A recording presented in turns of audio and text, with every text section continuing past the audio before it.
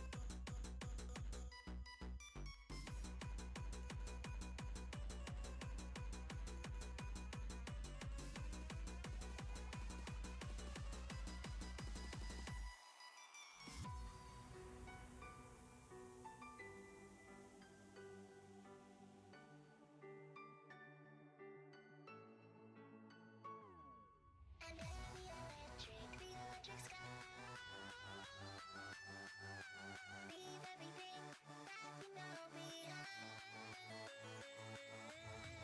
Everybody that is here tonight.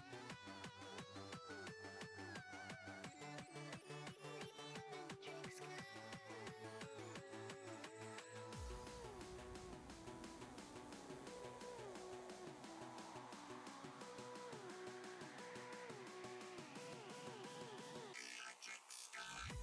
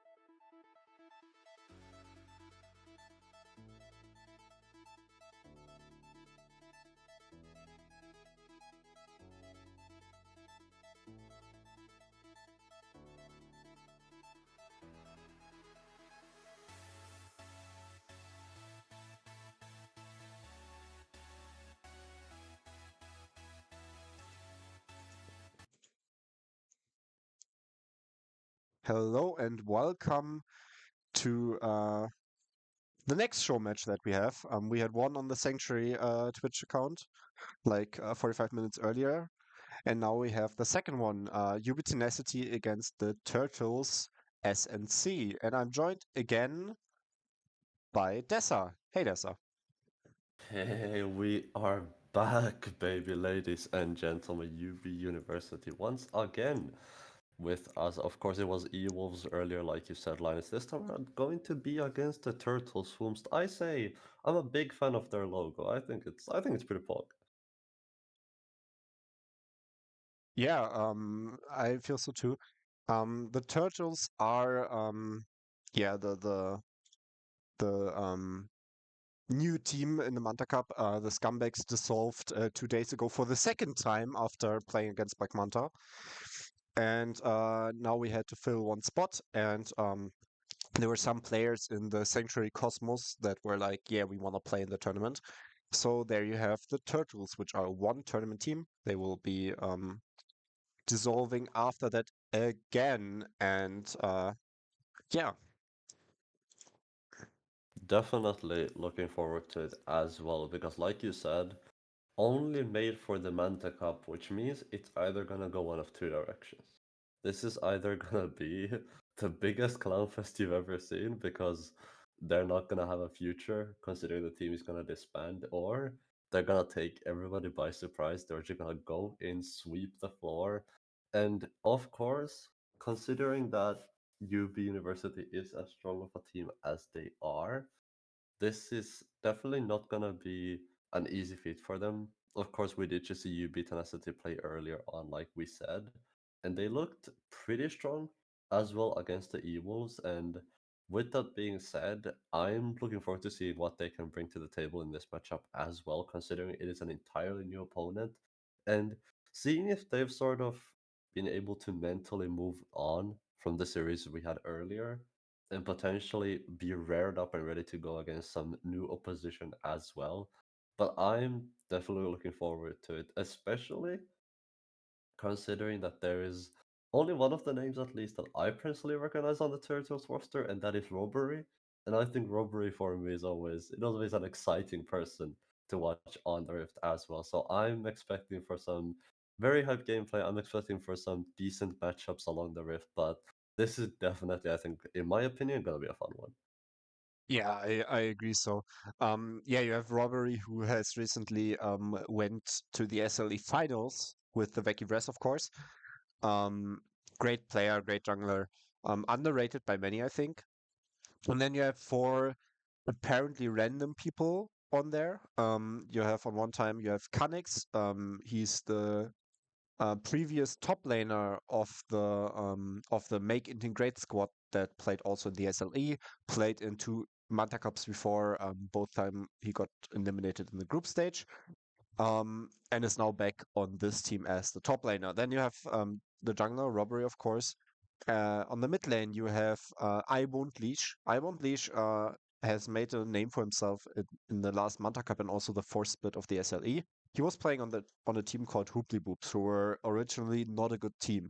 Like they never really achieved anything. They've lost like nearly everything they did. But that guy, he popped off so many times. He has beaten so many opponents. Even in games they lost, he was just like rolling over them. There was one series in the SLE against a team called Par for the Rift, where he got in 2 games he got 2 penta kills, 3 quarter kills, in a total of I think 39 kills in 2 games, just going completely wild. And that guy is really really good, and he's playing mid lane now, so being a bit filled as an ADC main. On ADC, you have someone who never played competitive before, God Phoenix. She's an ADC main who's just here for fun and seeing how good she can go up against other people. And then on support, you have Hook Me Amadeus, who has played on the Fünf Freunde team in the second Manta Cup together with Robbery. That was basically the team that the Vecchi Vres are originated from. So interesting players, I would say. I mean, yeah, like you said, a lot of history to back the boys up here, of course. And I did take a look at the OPGs a little bit earlier, and I think one of the getting a little bit into what we're potentially see taken away. On the side of the Turtles, God Phoenix tends to, from what I've seen, be a little bit of an Aphelios one trick.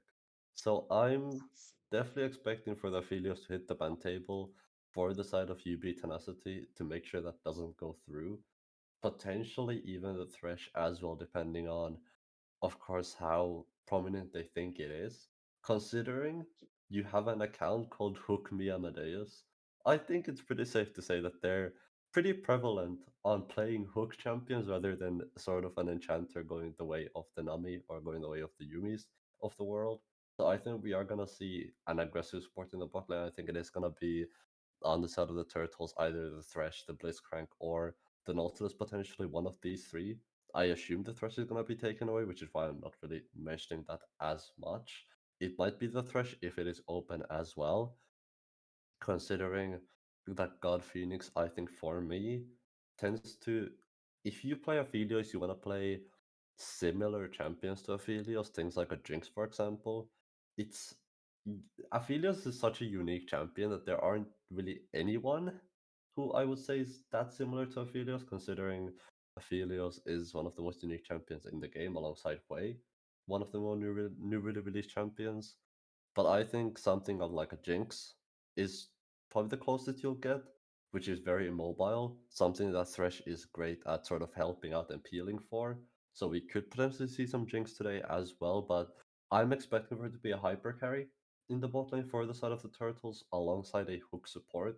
The mid lane, I'm not entirely sure about quite yet. I'm potentially expecting some power pick on the Oriana if it is open, but I think it's going to be really interesting to see what they opt in for. But for me, I think the support matchup is going to be the most interesting one because, like you said, it is going to be Ictus on the side of UB Tenacity, which we saw already earlier today on the Rakan, which absolutely popped off. So I'm expecting for the Rakan to be picked if it does end up going through the banning phase once more. But of course, it did get banned away pretty early on in our last series, in our series earlier today. So I'm expecting for it to potentially not go through the banning phase as well. And if it doesn't, I feel like the world is Ictus's oyster because this man seems so damn aggressive. I think he can pull off pretty much any aggressive support in the world. Yeah, definitely. And I think if people look just at the OPGG, you can find those, by the way, in the Manta Cup Discord if you want to check out each team individual. Um, and I need to solve something real quick. So take the lead here, Dessa. This is the thing with being, trying to produce, trying to cast at the same time. Sometimes those two things don't quite go hand in hand. But I think if we're looking at the sort of lane matchups on their own without looking at the entire team to begin with, since I do believe we have a little bit of time while solving some difficulties, I think the top lane is gonna be really, really interesting just because I think you're looking at, of course, the Aatrox, which we saw earlier today, be a potential on the side of UB Tenacity. Of course, the Fiora, which could potentially be picked. Of course, it was used as a counter matchup into the Aatrox earlier on. And I think for me, the side of UB Tenacity didn't really, or their top side, for me, didn't really look that strong in my opinion, in the series earlier on. I think if they're gonna play through bot side, I think they should be much better off. I think Voroxer especially looks very, very strong. I think so far has looked very strong today. I think Hikoge on the mid lane had some questionable moments in the series earlier on, but I think it has the ability to sort of get these multi-man ultis, make these aggressive plays. if he is backed up and if they are ahead. To me, UBTenacity as a team seems like a team that's really, really comfortable when they're ahead. And they seem like a team that's really well capable of pushing their lead if they find a lead early on into the game. Where if they sort of don't, like we saw earlier on against the Wolves, the one game where they lost, it was because they lost the early game. They lost the early game, they got just completely railed after that. And it seems to me like they're a team where when they lose the early game, they tend to sort of not do too well, which is why I sort of want to see them draft today as well more towards the early game.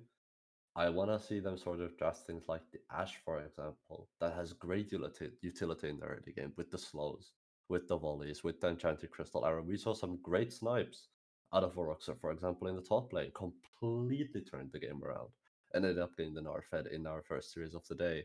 So for me, Oroxer is one of those people where I would love to see the side of UB Tenacity play more towards that bot side and try to play sort of around Voxer earlier on into the game. Granted, it is of course a lot easier said than done. Of course, in the world of League of Legends, everything is always forever changing. There are a lot of variables to consider. But I think when you look at Shorty, he's better off, in my opinion, on a tank than he is on a fighter. Not something we necessarily saw earlier today. Of course, we did see him on the Gnar, which is, sort of a mix between the two once he goes Mega Gnar, but more so towards that fighter side. And his Gnar looked pretty strong in the earlier game. Granted, he ended up getting a pretty early lead as Yeah. well, which sort of got us into it. But we are already on our way into the banning phase. So, Linus, any sort of expectations out of these first bans?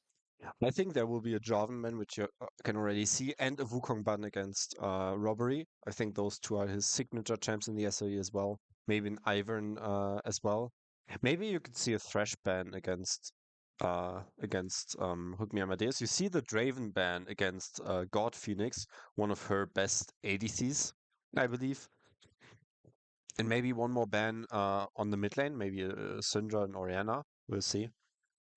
Um, you can see the Aatrox already being banned out. We saw it last game from Shorty, who just completely ran over the evils with it. So I'm interested to see how this time it will turn out.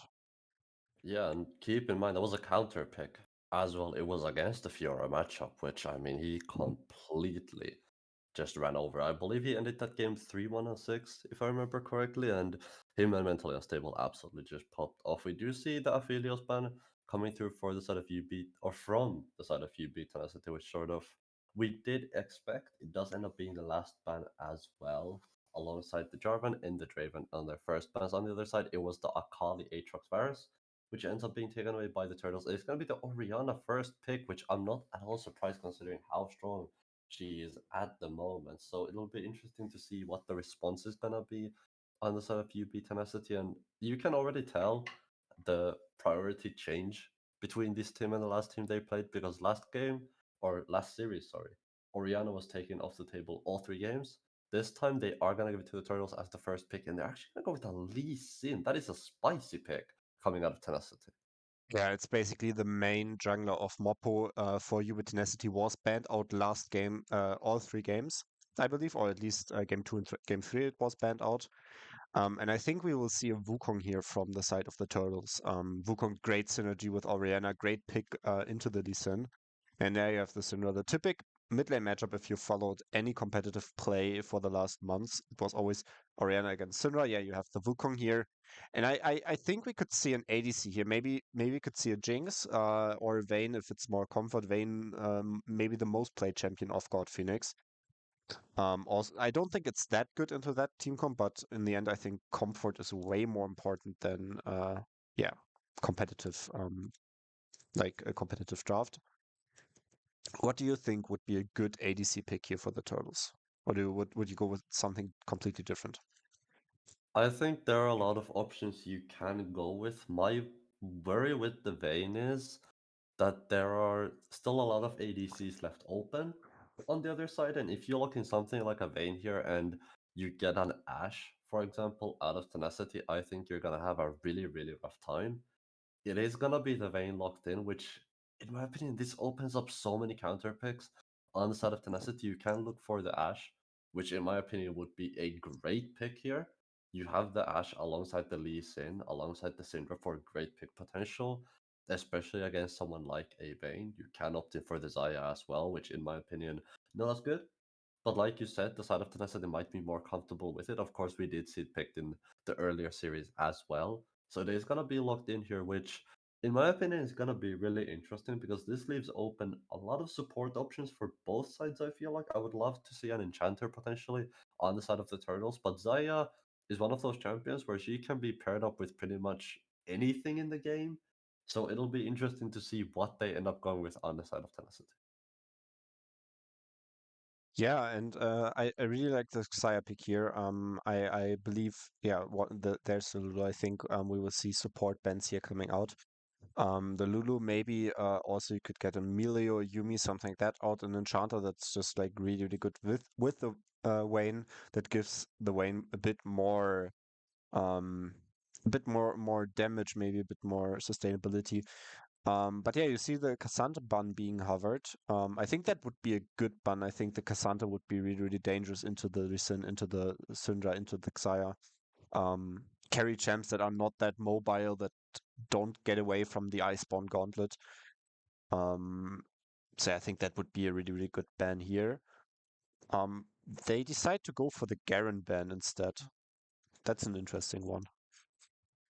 That is an interesting one. Generally, Garen seems to be a pretty big target ban. The only player I can really think of who tends to pick Garen pretty often is Tobateko on the Verzik side of things. So this is definitely not close to that, and it'll be interesting to see how the Garen ban ends up influencing things. Like you said, I think the Kasante would be a great pickup here for the side of the Turtles. It'll be interesting to see whether they opt in for it or not. It is going to be the Nautilus locked in for the side of UBTenacity. Although with them banning out the Gwen, I do feel like they're gonna opt in for a potentially tank in the top lane just because Gwen tends to be really, really good against tanks. Or it is like you said, just gonna be the Cassandra locked in, currently being hovered at the moment. And if it is locked in, what are you expecting sort of as a support response in here on the side of the turtles? I think there are two big options for me here. One would be the Braum, which would just be a bit more tanky, maybe give some protection against the Xayah feathers, and in general, other on the other side, I think Milio would also be really, really good here. Just giving the Vayne more range, give her more movement speed, healing, shielding, and also the ult of Milio being really, really strong. That being said, I actually have a second Garen player that picked it a lot in the SLE, which is myself. But yeah, there's the Braum. I think I predicted like every champ correctly of the turtles. What do you think should be the answer on top lane here? I think you have a couple of options. I think the thing like Aatrox would have been good if it didn't get banned away. I doubt they're gonna opt in for a tank on the side of Tenacity just because they really like to fight in the top lane. Urgot was not one of the options I was thinking about. It is not something we generally tend to see. I think when you look at generally the top lane pool and the answers into Casante, I think Gwen is a really good one. Of course, is banned away. Urgot is a champion we pretty much never see really anymore, just because, in my opinion, there are champions that do what Urgot does, but so much better. For example, Casante. I think Urgot is one of those things that just is really weak in the meta right now. It'll be interesting to see how the side of Tenacity ends up utilizing it and ends up, or if they just end up sort of flopping with it after all. But I'm a little bit torn just because the bot lane of the turtles, generally you see being paired up with an enchanter. I would have loved to see the Milio here instead of the Braum up against something like a Nautilus, up against something like a Lee Sin, for example, where you can provide so much utility for your Vayne. I think if you space out right, you can even beat the Xayah Nautilus in a 2v2 early on into the game, just because many people underestimate the passive that comes out of the Milio. and the sheer damage that her Q can do as well if landed. So I think I would prefer the Emilio in the bot lane, but overall, I think I would still give the draft victory over to the side of the Turtles, just because I feel like they have such a good mid jungle duo. They have such a good scaler in the bot lane, as well as some really good peel for the Vayne in the K'Sante and in the Braum. So I think it's gonna be an interesting matchup no matter what. But I think I'm gonna have to side with the Turtles for this game one. How about you, Linus? What do you think?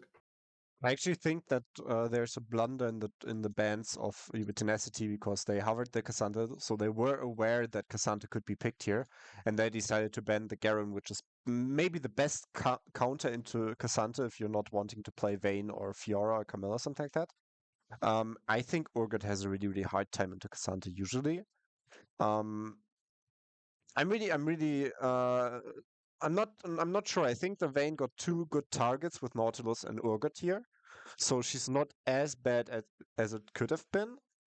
But I'm actually going to side with UBTenacity. I think the individual skill on those players and just the fact that they play together for more than one day will most likely be enough.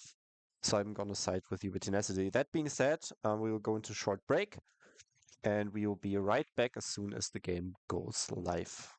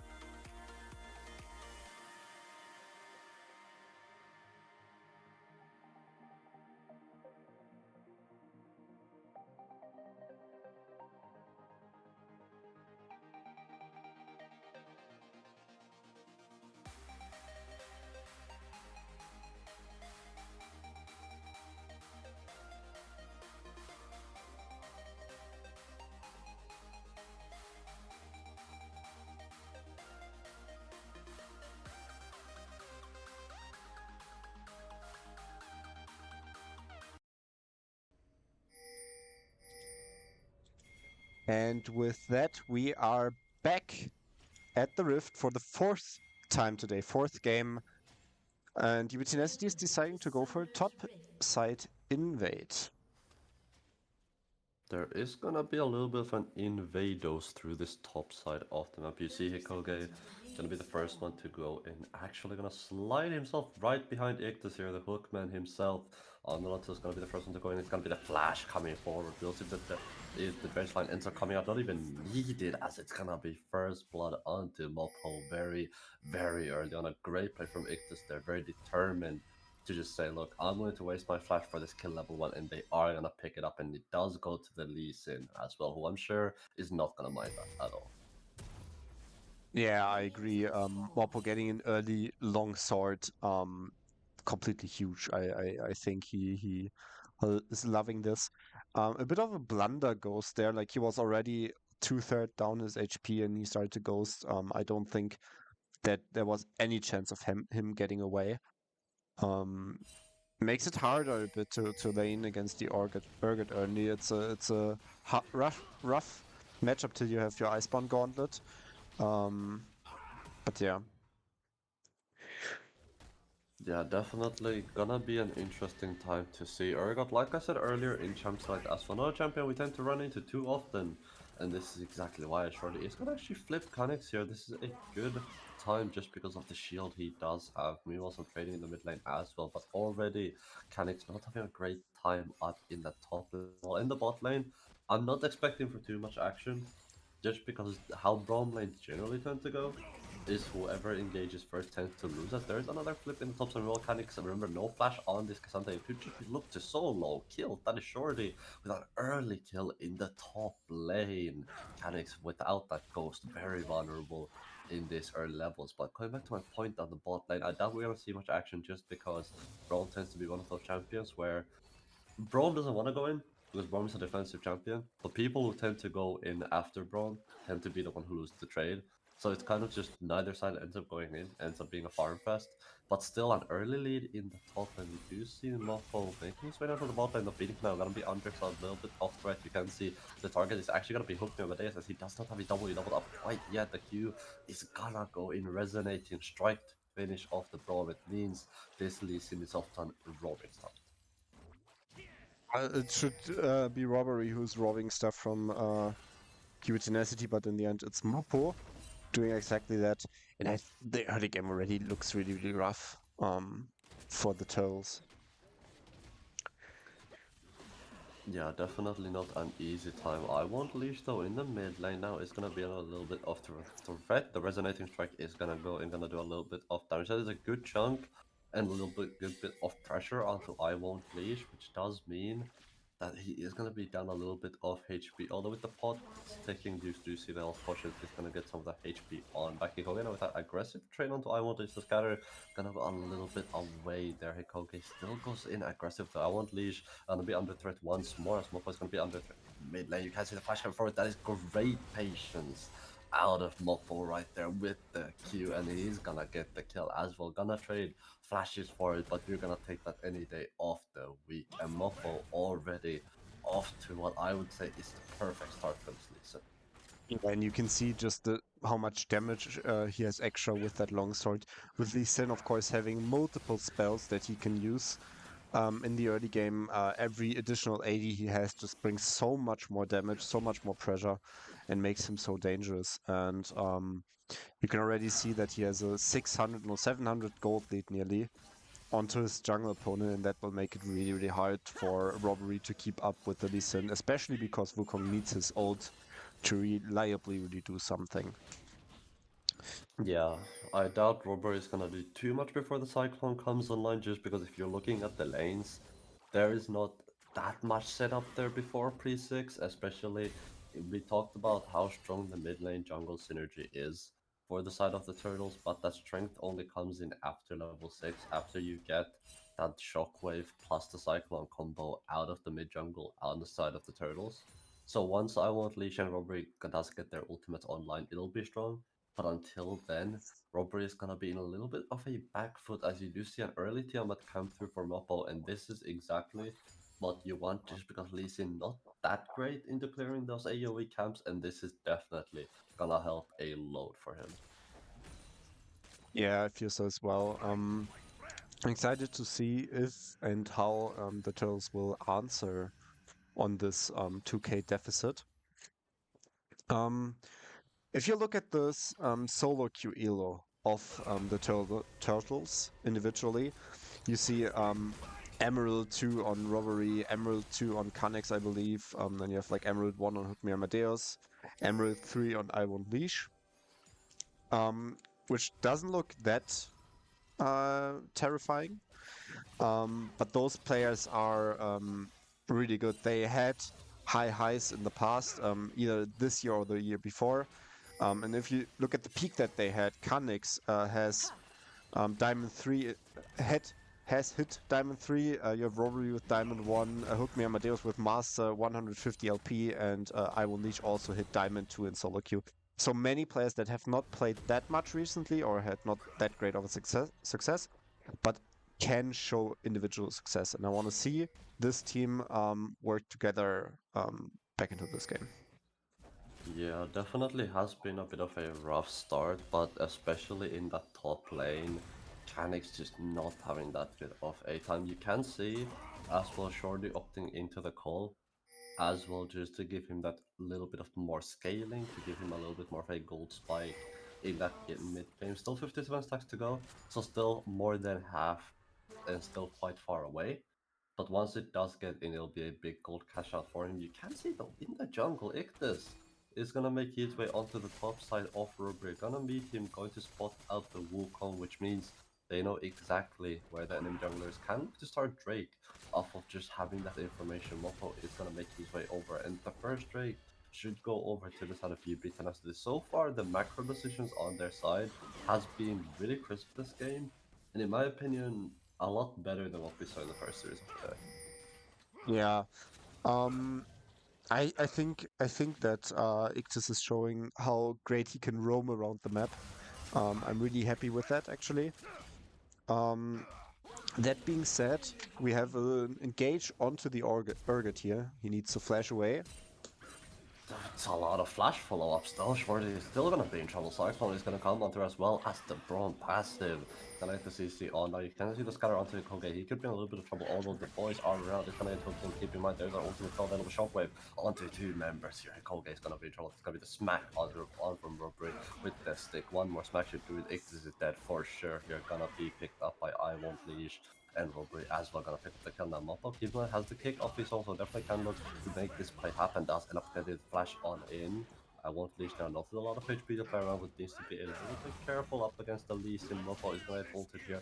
Oaknema is doing a great job of peeling for his area. The shutdown is Great gonna come kiting. through just with a sliver of HP left on I Won't Leash, and Hook Me Amadeus just showing how strong he is on the ground, making the difference in the fight.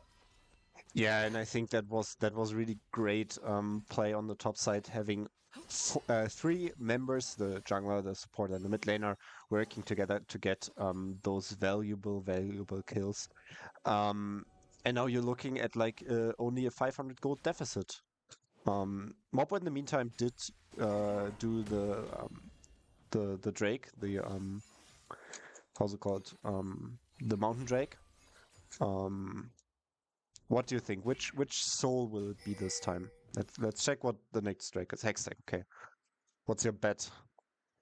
It is a Hextech Dragon next, which means Hextech and Mountain both going to be off the table, at least for the first game of the series. I might have to hold my thought. I thought Shorty might look for a potential engage here. There is some aggressive movement along the top side of the map, though Mopo gonna be forced out of the top lane river. For now, you can see a lot of vision on the red side for the side of UBTenacity in that river, which means this Herald cannot be started by Robbery without any knowledge of it happening. You can see as well Amadeus again making his way in towards the mid lane, just roaming around and leaving God Phoenix in a little bit of a 2v1. It does not level 6 quite yet, which means any potential of a dive is not there quite yet. Although If Ictus hits level 6 after this wave, I feel like Phoenix does need to be a little bit careful. Keep in mind he has heal, not exhaust. He might just drop this wave in the bot lane and is gonna do just that, which means it's gonna be some plates picked up for Roxer. But my sole prediction for this game, I think I'm gonna stick with what happened in game 1. In the earlier series, I think gonna stick with what worked for me. I'm gonna stick with the Infernal Soul once more and hope that that is right. I'm actually gonna go with the soul that we didn't have today, which is the Ocean Soul. As we see another engage onto Hikoga, great synergy of Hook Me Amadeus and I Won't Leash with the Oriana Shockwave. Moppo, though, is gonna find the ward hop in. I won't leash now, gonna make a little bit of trouble. You can see the flash out of the Rihanna is gonna come out. Moppo now is gonna jump back in. That is a wrong move. Lee Syndrome at its finest there as Robert is gonna jump on him down in towards the top lane instead. Another good play coming up from the, you can see the play in the mid lane continues. Those hooking Davis is gonna be in a little bit of trouble. If this keep in mind, does still have the hook very, very soon available. It's just gonna flash in on instead. Hook not off cooldown quite yet. There it goes. Forster is gonna be able to pick that one up with the blade caller. Gonna pull the feathers back, pull them straight through Hook Amadeus, who is gonna fall. And now this is where the Zaya's gonna get unlocked. 2-0-2 on Voxer. Got a lot of plates in the bot lane while you saw Hook Amadeus along other sides of the map. And you can see the gold lead about 1,300 currently. Voxer holding onto 2,500 gold, which means his first item is awaiting for him at base as soon as he presses the B button. Yeah, and I think on one side I have to give a shout out to Hook Me Amadeus, who's just like on the map, getting like achieving things for his team, getting his players on the board, mainly Rory and I Won't Leash.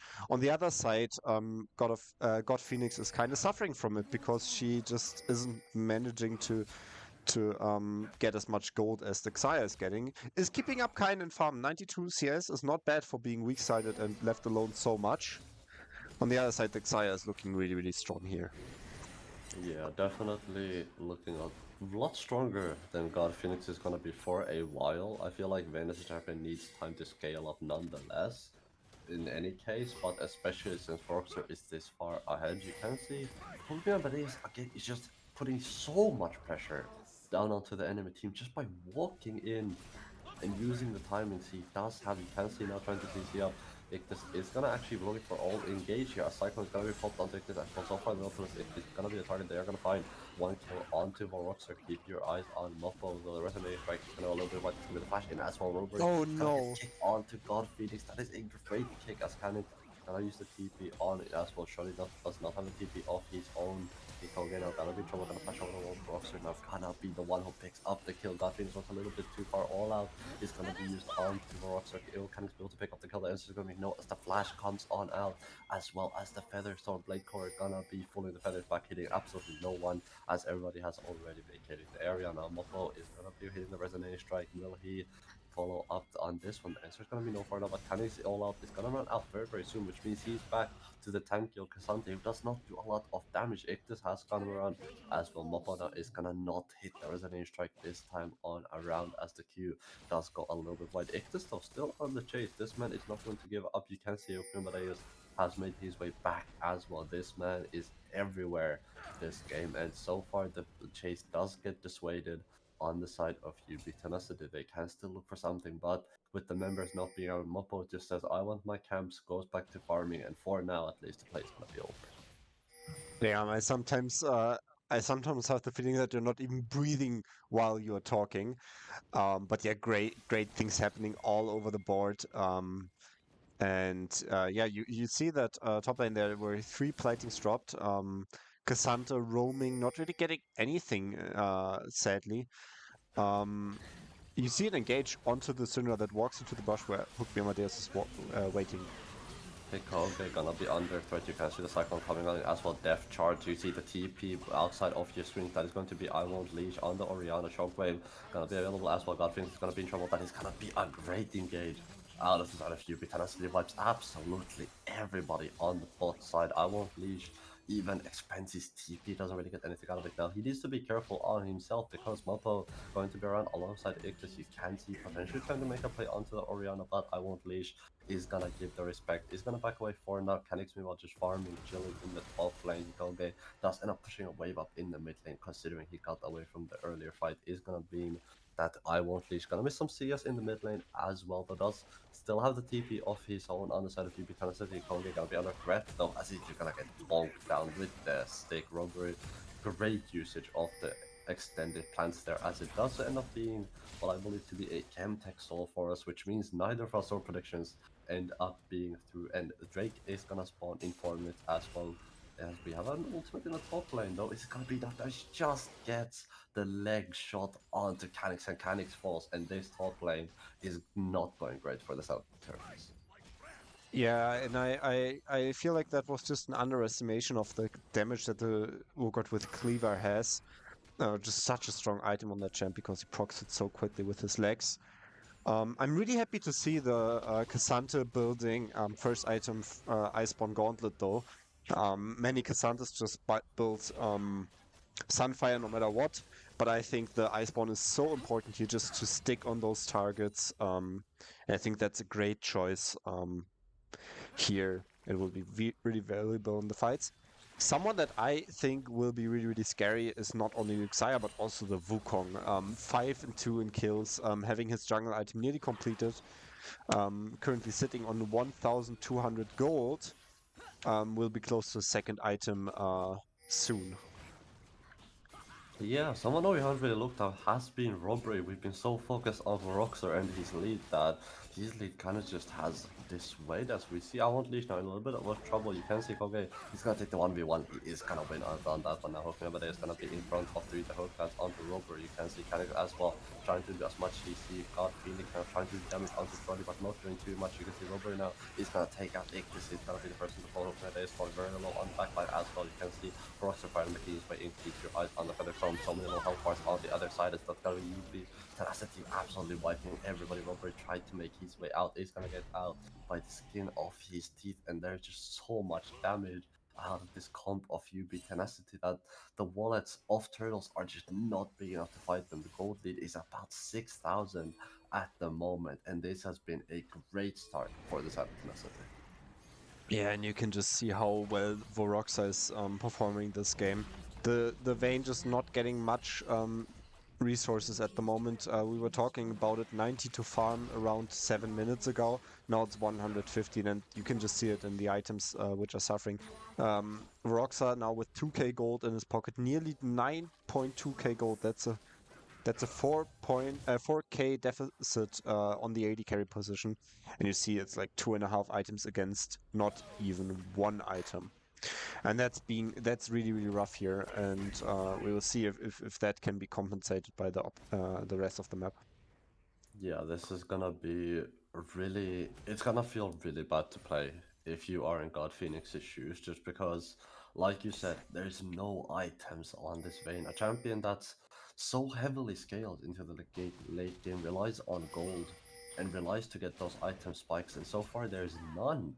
The only items he has are those tier 2 shoes, as Hikoge is gonna find I won't leash, but Hooknevadeus knows this plays happening, this man has read this, but so has Mopo. Everyone are just scattering on top of each other. The TP is gonna come in as well. It is like a chess match, one reading the next move through the other, as Canis now gonna be looking for the mid lane move. God Phoenix in a little bit off threat. That is a confusing move from Drain, but he's gonna go to get himself on out with the ultimate as well. Now, Roxor, can he kite this out? Look at the mechanics on this way. So far, the feet are good. That's gonna be a great blade cover onto absolutely everybody. The damage is absolutely huge out of this stack. It's got a legendary status. I won't leash now.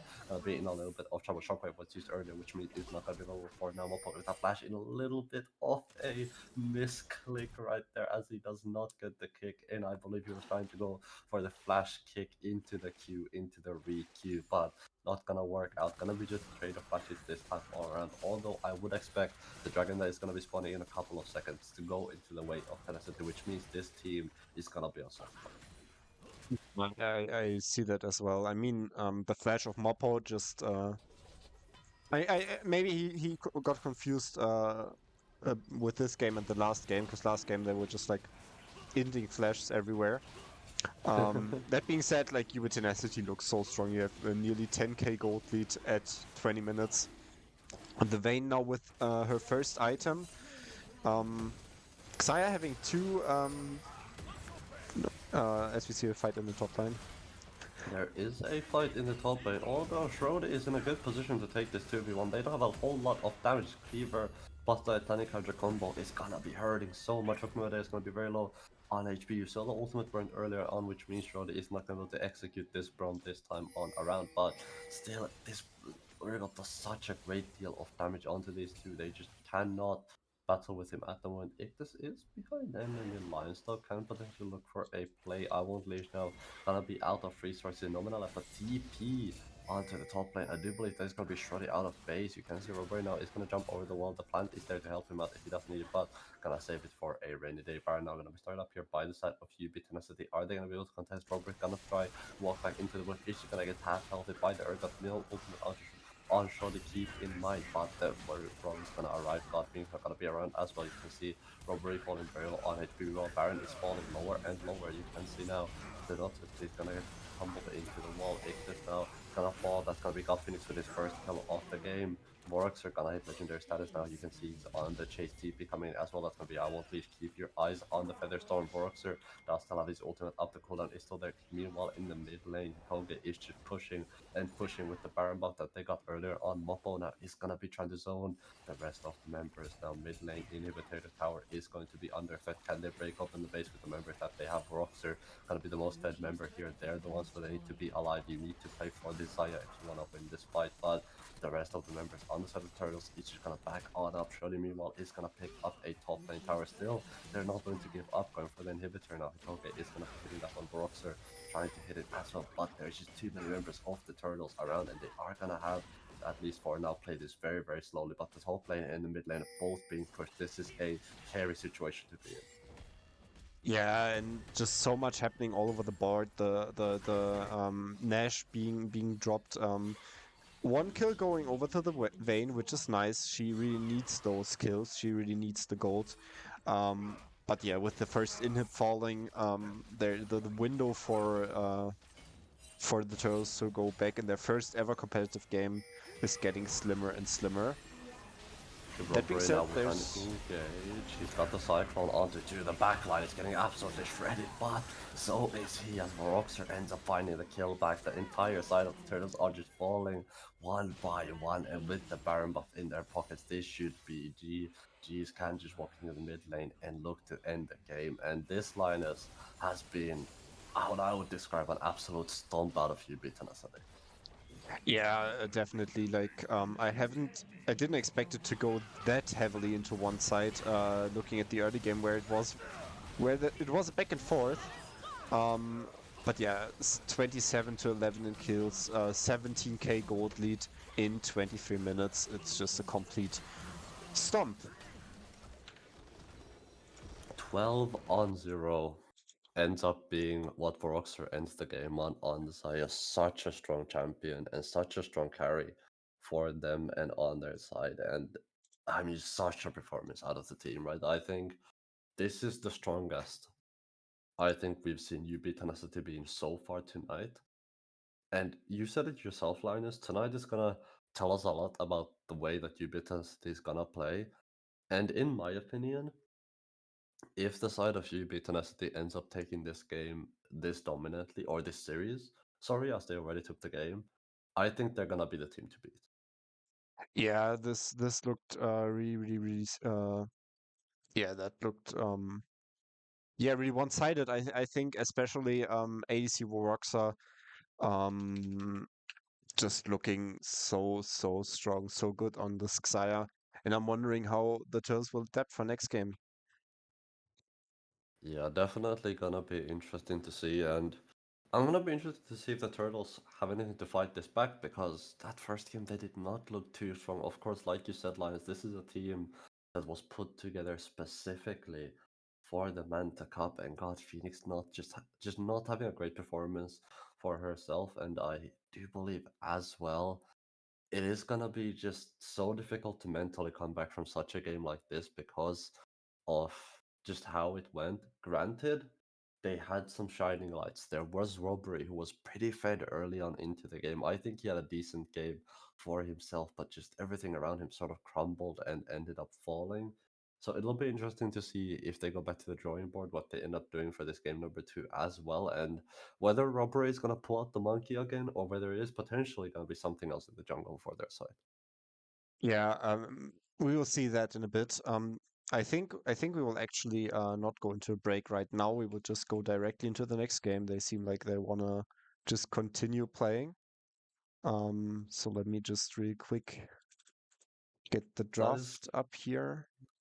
That is good to hear. It is good to hear that all the players are still raring, looking to go, doesn't want to take a break from some good old League of Legends action. And I'm not at all surprised. This is a team, like you said, that was put together for the Manta Cup. So I'm sure they're just here to have some fun. I'm sure they're here for the last of it. And potentially, I think if the side of the Turtles can take away even one game out of UBTenacity, I think if they get beat 3-1, I think it's still going to be a good day for the Turtles, and I think it is something they should be proud of if it does end up happening. Yeah, that's true for sure.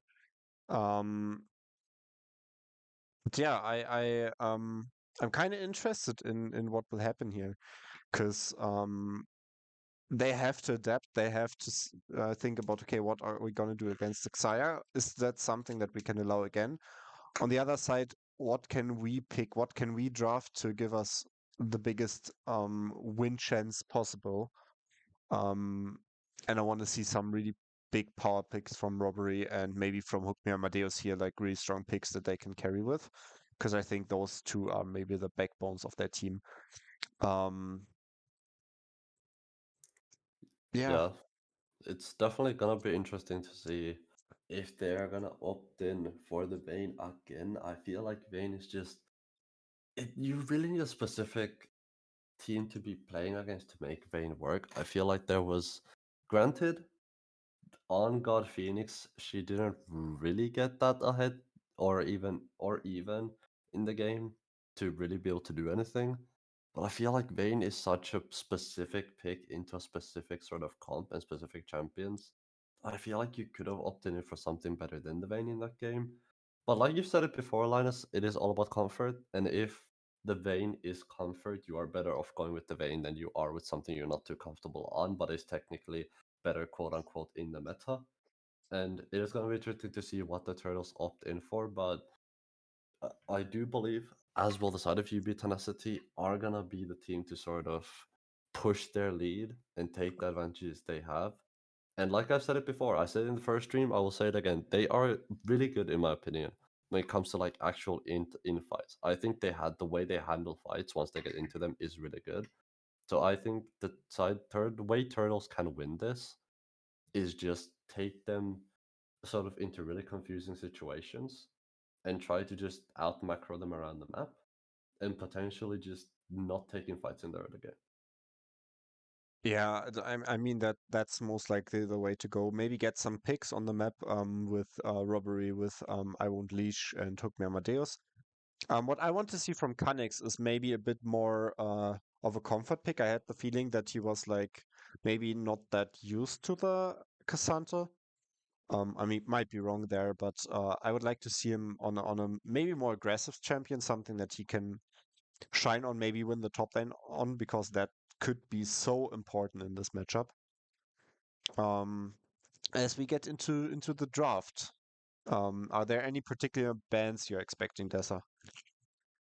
I think you can look to take the Zaya away. I think it looked so strong in that game one. Of course, the side of Tenacity had the perfect start they wanted, an early kill onto the Lee Sin, which is kind of what you are hoping for, and is the best start you could have. So far, the Zaya is still left open. You see the first mass coming on through. It is still going to be the Akali on the side of the Turtles as well as the Philios.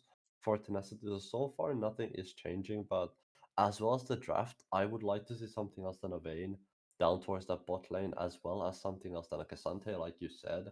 Didn't look too comfortable on the Cassante, so maybe something that he might be a little bit more comfortable on. Cassante is one of those champions where he's got so many little things and so many niche mechanics that you can't really first time him in an environment like this and get away with it, which is kind of what happened there. So I think just look for comfort on the set of turtles and look to what you're sort of used to playing. Yeah, maybe an Ornn could be a good tank here. You see the bands coming in. Jarvan banned. We had that before. Aphelios banned. We had that also before, and the Braum being banned. Such a strong pick for Ogmi Amadeus. Really good performance on it. And you see the Rel first pick. Do you think that's a jungle Rel or a support Rel, or is it a complete flex?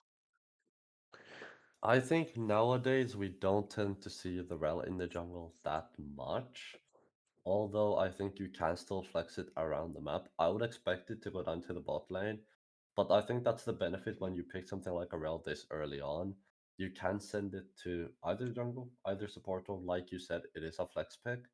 Did you see the Oriana on the other side is gonna the first pick on the turtles? Ivern now gonna be picked up as well. And with the Ivern pick, I would expect for the Rel to go into the jungle because I think it is a pretty good matchup for the Rel, if I'm not completely mistaken. We did see the Lee Sin get banned away, like you said, in that first banning phase, so he's not gonna be coming in. But this time we have the friend of the forest, Mr. Ivern, and this time I feel like if you want to draft a hyper carry, you are perfectly in your right to do so, especially with an Ivern. And if you can just draft another sort of enchanter support down in that bot lane, if you are still gonna be looking for the Vayne, I think it should be a better outcome than in the first game. But it does look like it is gonna be a support role as the Nocturne gets locked in on the set of Tenacity. Yeah, I'm really interested to see what the rest of the draft for the Turtles will look like. Nocturne, of course, a really dangerous champion for any ADC pick. But the Ivan is really good at protecting that. Ivan, one of three champions that we were seeing from Robbery in the SLE, together with like the Jarvan and the Wukong. So nothing too surprising there. Um, but yeah, I believe I'll be looking into whatever is drafted here. Looks like a Draven, however, I wouldn't be surprised if a Draven gets picked here. Yeah, and that's the Draven being locked in. One of her most played champions, most likely. I think the Gonna right. be Oh yeah, you can. nah, go ahead, go ahead. All right. I think the right choice here would be to ban maybe two supports you don't want to see for the side of turtles. Ban two supports out. Oh no, it's a rare support. Ban two ADCs out that you don't want to see. Then pick on for the support that you want to have, and then just counter pick top lane. Of course, you can take away power picks like the Aatrox if you're scared of them. And yeah, you see the Jenna ban from UBTenacity.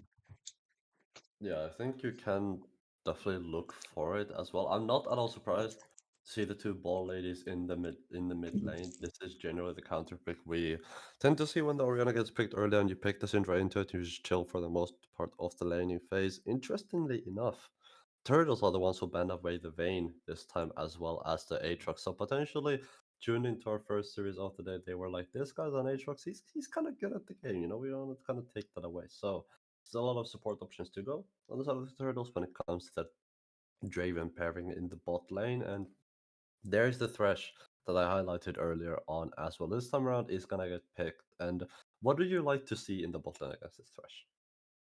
Um, First, I want to highlight how great this Thresh pick is. For Hook Me Amadeus, it's his most played champion. He's really good on it. As I said before, he hit Masters like 200 AP on it, so that should be his most comfort champion. And you see the Samira here, which I really like because she can just deny some engage of Ivan off the Thresh. So yeah, what's gonna be picked up on top lane? It's Cho'Gath, maybe? Potentially. Mustn't get baited by the hovers. Ladies I'm and really gentlemen, trying mustn't not get to. baited by the hovers. You see, Linus, this is why we do not get baited by the hovers. It is gonna be the Ornn locked in this time on around in the top lane, and this is something you highlighted. You said go for the Ornn instead, but you highlighted for the wrong side. It's gonna be Tenacity who whips out the Ornn instead of the Turtles. What do you expect in the top lane as a response? Or maybe that could be an angle for Cassandra. I don't know if he wants to pick it again. Maybe a Mordekaiser would be really good here. The Alawi also a great pick. You have three melee champions. You have the Rel, you have the Nocturne, you have the Ornn. Ornn, one of the easiest matchups for Alawi to play at. And you have with Samira an ADC that likes to just jump in, which can also be really, really good for the Alawi. Syndra, the only champion that's kind of hard to deal with. Syndra can defend the side lane pretty well against the Alawi. But yeah, I like the Ornn pick of UBTenacity because I would have loved the Ornn pick for the Turtles. That being said, taking the Ornn away just leaves open the Alawi. I didn't know that Kha'Zix is playing her. Um, maybe the champion that I'm the most well known for is Alawi, and I just love to see it. I'm really excited here, Dessa. I was gonna say, this seems like a bit of a Linus special for the side of the Turtles, whipping out the Ilawi this time on around and having a pretty strong early game. I wanna say, with the Ilawi, with the Draven, with the Thresh, all these champions wanna get themselves ahead. But I love what the side of Tenacity have done here. They've said, if you wanna pick Draven, if you wanna pick Thresh, that's alright with me. We're just gonna pick Rel, we're gonna pick the Samira, and we're just gonna go toe to toe with you in the bot lane. You're gonna duke it out, and Samira tends to be one of those champions that is really, really good against the Draven.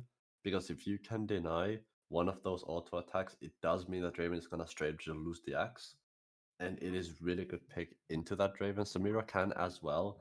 One of those rare champions in the game that has enough DPS or just straight up burst to outburst a Draven depending on the situation.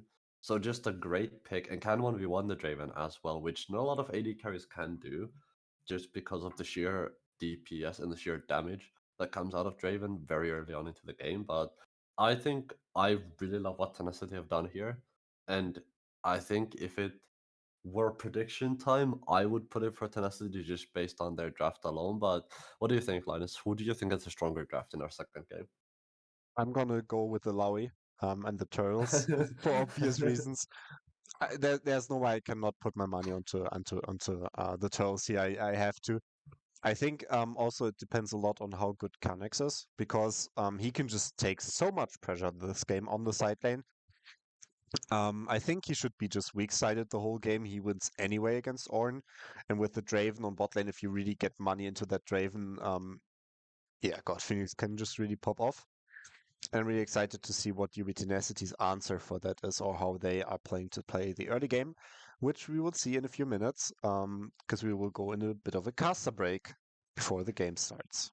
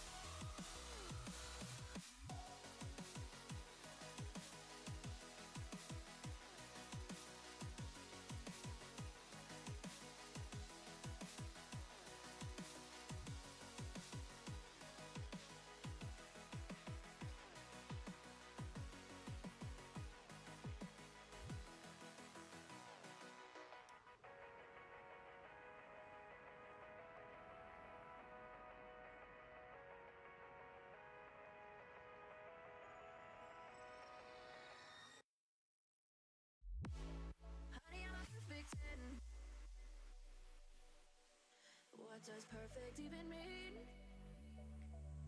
Is there even such a thing? Ooh, can we switch up all the rules and imagine a utopia? Darling, I'm just so fed up with these expectations. They keep weighing me down. My heart is begging me to get the hell out of my head. I'm gonna live inside the upside down for a minute and pretend. Honey, I'm a perfect 10. Whoa, whoa. Honey, I'm a perfect 10. Whoa, whoa. And if I say it enough, it gets ingrained in my head, and I start to see. Honey, I'm a perfect 10. And with that, we are back in game number 2 of the evening. UBTenacity with 1-0 being in the lead. Looking at the runes here, Dessa, I think there's one thing that sticks out, and that's the grasp on the Alawi.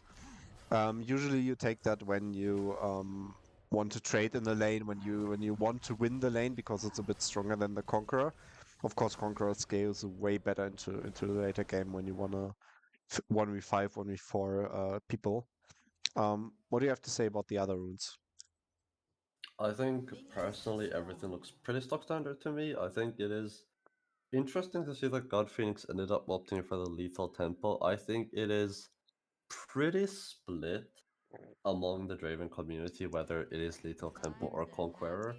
Nowadays, I think I see both about an equal amount.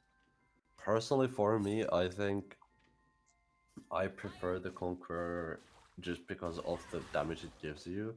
And once you proc it, I think it is more damage than the Lethal Tempo is. Although Lethal Tempo much better in the early game, I feel like for those early game trades.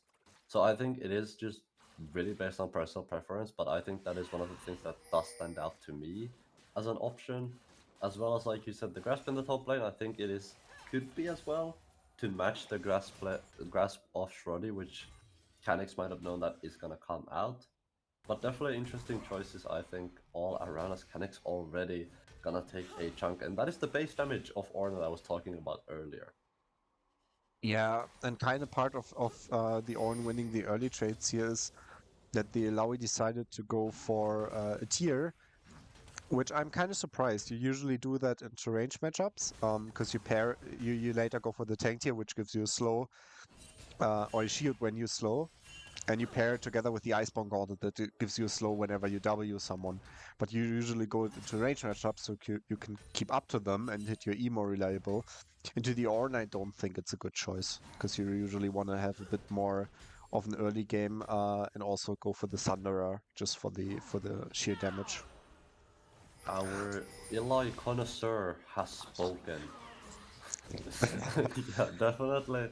I think it is definitely an option you can opt in for. You can already see the second the level 3 starts to hit, Canix starts to take the lane over a little bit, but so far it has been all quiet on the risk. Canix is getting a little bit too low for my liking, a little bit into the danger territory where Shoddy can definitely look to play a little bit more aggressive. But speaking of playing aggressive, you can see who's in the top lane. That's already Canix is gonna have to burn that flash, and this top lane going the way of the Ornn thus far. It's a great sidestep. Wait, he's dead. Yeah, and the Orange is not respecting his cooldowns there. I think he should have just taken the flash, just gone away. Trying to fight a bit back and also not auto taking the Alawi, but rather a minion. Yeah, and you can see a great gank on bot lane from the Ivern. Flail is gonna come on in. You can see Rockstar is gonna have to burn that cleanse just to get rid of the ignite. The burn is too much for this man. Wants to get out of the oven, is gonna be able to do so. And the gank only gonna burn some summoners off of Ictus and off of Rockstar, but no kills to be had except in that top. And you can see an early winged moonplate as well gonna come out for Canix there to give him a little bit of movement speed, a little bit more extra tankiness as well. But needs to be careful because keep your eyes on your minimaps. Moppo is gonna be behind on the flank. You can see the Nocturne is going to approach the knockup. Is gonna go a little bit wide. Canix a great usage of the W to get himself a little bit of distance between him and the Ornn, but is still gonna end up going down Moppo with a great gank onto the top lane is gonna even up the score a little bit. Canix does not have the TP either, which means there is a wave that is gonna be missed, and it's gonna be a slight XP lead over to Shroud. Yeah, and look at that wave. Of course, because of the Ken creep, he's not gonna miss everything, but he's gonna miss so much still. And I just think that that lane got so hard. I'm kind of confused about the Winged Moonplate. You've mentioned it before, since it means that she will probably go for an Hullbreaker first.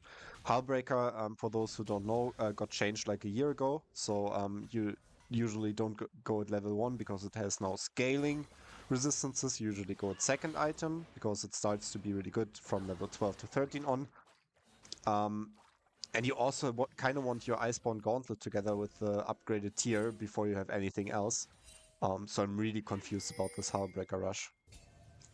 Yeah, it's a little bit confusing maneuvers up in the top lane of the map. And speaking of the top lane, you can see Hook Me Amadeus is on his way. He's gonna ping to go in, but this Ornn is not gonna be easy to kill. Shroud is gonna be a little bit of threat though. His soul will be pulled, a great usage of the Bellows Breath there to get himself out of the situation there. The Unstoppable coming through clutch just to avoid the death sentence. You can see the wave pushing towards God Phoenix. If they can kill the Draven here, I think it would be absolutely huge. The Hex Splash is gonna come on in. This is where I wanna see Moppo diving God Phoenix just because of the support action in the top lane, but he is gonna be able to catch that wave, and I think for me, I'd wanna see this Draven die. Yeah, you really really mean towards the Draven. But yeah, the Draven should have been dived there. I feel so as well. Putting a Draven behind is just so important. Which is why I'm also kind of confused that you had Hook Me Amadeus going to the top side, because I think the Draven is the player that you need to play in. Um, Maybe you can see it on the bot side now. A bit of an um yeah, a bit of an gank angle here, maybe. Probably It's a hovering. really patient play. This is a really patient play coming out from both of these players. Actually, Ictus gonna be rooted up, those stun coming out through as well. Robbery is gonna be able to shield himself. I feel like this control ward is not worth your life, my friend. I think Ictus in this situation, Homer just has to get out of dodge, and he's gonna do just that. Robbery is gonna get himself a little bit of gold, and meanwhile the mid lane is all cool, calm, and collected CS. Pretty similar between these two. Yeah, and I think the most important thing for Rory there was to get the wave crash. I thought Godfin is gonna recall after the crash of the wave, but she is not. She's standing really far behind the wave. All right, they are trying to push one more. Because you can see she has 1,400 gold in her pockets. She needs to spend that, otherwise it can get really rough. So can the top lane. There's a lot of tower shots being tanked. It's gonna be God of the Orange Guard coming through as well, and the solo bolo out of Shroud. Some confusing move coming out of Canix this game. Just ends up taking about 3 tower shots, I believe. It was at the end. Shroud just running out of resources, as we can see his mana bar not the healthiest thing in the world. Just ends up using the last bits of his mana to create and secure the kill for himself. Meanwhile, Hook Deus, with all the roaming he has, are still level 4 on the thresh. So definitely a little bit behind on XP here. Yeah. Could be in trouble actually. Flash forward. Amadeus is gonna have to flash back as well, fully committing onto the thresh there. Does not want to go any deeper than that just because God Phoenix. Pretty scary once he gets that Conqueror stacked on up. So it's gonna be the heal, the flash, and the ignite burn on the respective sides, which does mean Amadeus is not the healthiest person in the world at the moment, and that is a great chunk onto the thresh. Yeah, but you can see the BF coming in for the Draven together with the boots and an additional longsword. That Draven is so scary. She has so much damage. So they can fight back with great ult synergy and just so much damage on the side as well. And we see the solo kill in the mid lane. I mean, just a casual flash in, right? Hikoge ends up getting solo bolo on the mid lane. It's going to be a trade of flashes at the end of the day, so really, really well played. Well done play from Hikoge there. And the top lane, again, is just very even CS, which is not what you'd really expect from the Eli. at this stage of the game. But again, mid lane, you see Hikoge with a level lead as well, just due to the kill that he got, as well as I Want Leash is gonna miss some XP under the tower just with the way it's being crashed in here. And so far, the Mythic is gonna come through. This is what I was gonna ask as well, whether he had enough gold for the Mythic, but ends up answering my question before I get to ask it as well. And this is a big spike onto Hikoge. Yeah, that's definitely the case. As you can see, a fight in the bot lane. The Magnet Nocturne ult coming Storm in. is gonna get popped here. It's gonna be the Paranoia as well. You see Mopo is gonna be not be able to do too much here. God Phoenix ends up getting killed as well. The hook does not go, unfortunately, onto Ictus there. It goes a little bit wide, but the big reset comes in through God Phoenix, ends up cashing out. This is exactly what you did not want to see. If you're Tenacity, Ictus now is gonna be under threat, is gonna be under tower. You can see the stun come through as well. If they give this to the Draven, this is gonna be absolutely massive.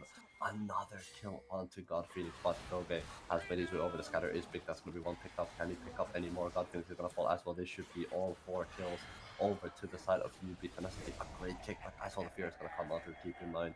Hokage is going to be still around now. He is going to have the tools to be able to wipe up this Thresh. Meanwhile, Voroxer making his way back, ends up getting a kill out of that as well. And Hook nowadays has just left the walls. The alcove is not going to get you to freedom, my friend. You have run yourself into a dead end. The alleyway just turns all so dark and ends up falling. Caddix meanwhile does have a flying counter Shredder. This could be a full commitment from him. I feel like Shredder so far doing a great job of playing around the minions. He does end up dodging out on the soul, but the soul gets pulled nonetheless, as Caddix does a great job of just being patient with it so far. A lot of action in the bot lane, a lot of action in the top lane. Mid lane has seen some action as well, but Hikoge, he is the big winner out of all this 3-0 on the Silver thus far. Yeah, and I think it looked so good for the turtles. They got kills for the Draven and they just overforced, overstepped. They have not respected the roam of Hikoga from the mid lane. Yeah, and I think you can kind of see how the item choice of the Alawi is. Well, we have a fight in the bot side river. That's TP though. There's a TP behind. Canix is actually going to be the one who makes his way over now. I Won't Leash is going to be the one who gets the damage in as well. Robbery picks up the kill. Daisy doing a great job there to knock up the other member. It just ends up falling. Canix now is going to take a little bit of damage even when Hikoge does have the ultimate still in his pocket. Hikoge is now looking for the hook, but Roxer does have that wind wall that he can use to block out the death sentence if needed to. Dragon now gonna be about 2000 HP here. Daisy is gonna make this fight very uneven for the boys. You can see Mopo's Herald is starting to run out though. Has to use it somewhere very quickly. It's gonna be popped in the mid lane. The question is, can Hikoge get himself onto any of these playmates? The answer is gonna be no, at least so far. None of the playmates are gonna go over to the mid lane. Mopo ends up picking all of those. Meanwhile, gonna pick up some KFC before he goes back home as well. So it's gonna be a good day for him. He is gonna feed well once he gets to the dinner table, and it is a good victory for the side of UP Tennessee. And you can now see the Hullbreaker coming in top lane as well as the Sunfire. And the problem with Hullbreaker is before it really starts to get strong, he needs to hit level 13. He has it way too early. And you can see that he's like not really doing anything.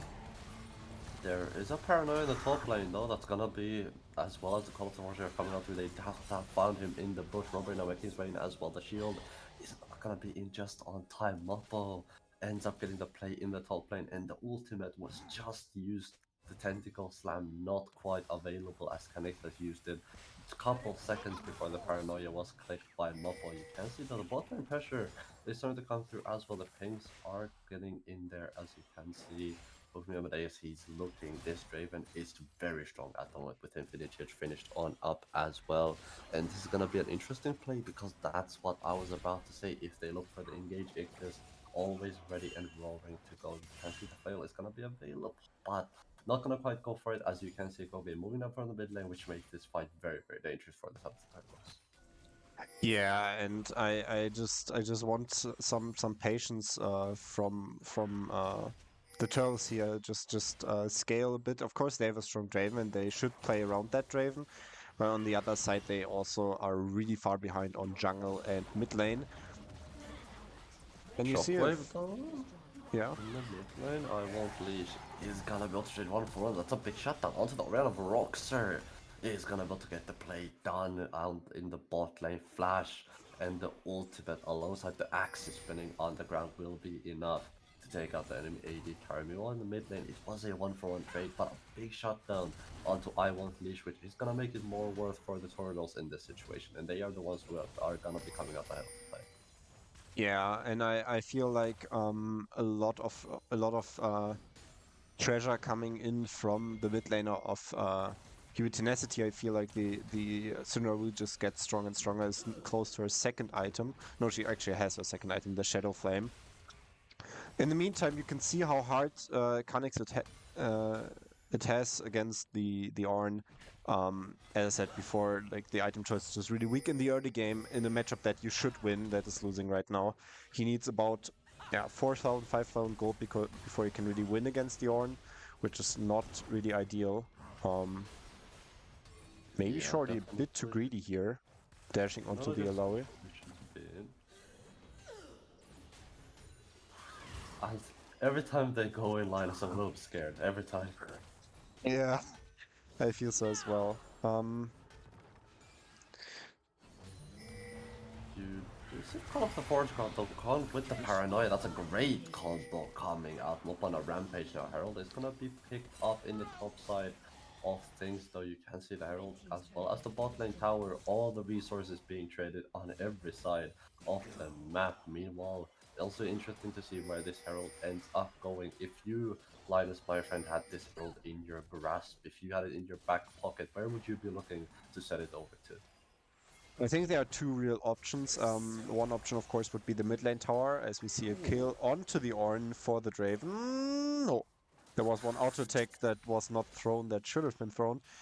Um, but yeah, like I think mid lane, of course, is a good option No. just because it opens up the map so well, as we see a TP coming in.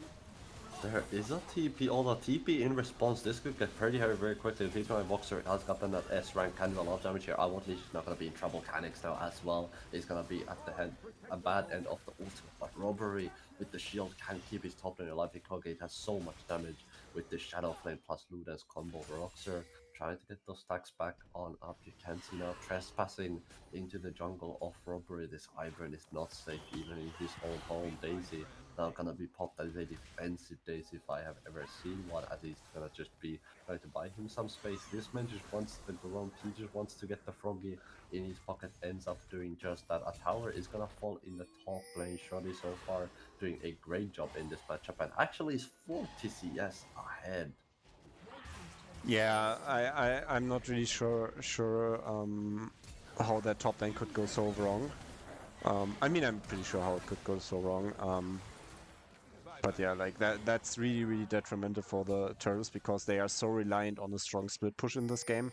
The Illaoi, which such a great split push matchup even, but not really being able to do anything. Paranoia plus Call of Portugal in the mid lane. You can see they are gonna find the Draven. He jumped on God Phoenix. He's not gonna do well here. Double kill for Shorty so far. God of Phoenix is gonna fall. The 1.5 item Draven is not gonna be in this fight. Tank now is gonna be in the middle of everybody. Triple kill for Shorty here on the Ornn. This man putting in the hours. He has got the powers and now he has got the gold to back it up. Dragon gonna be picked up by the side of UBTenacity as well, and they are slowly but surely taking over this game.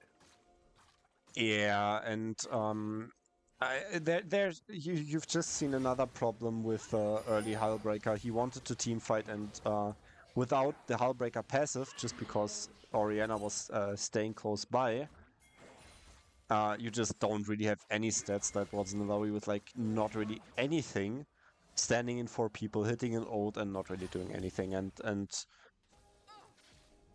yeah, it would just take such a long time before the Illaoi is on the board, and it's basically a 5v4 at the moment.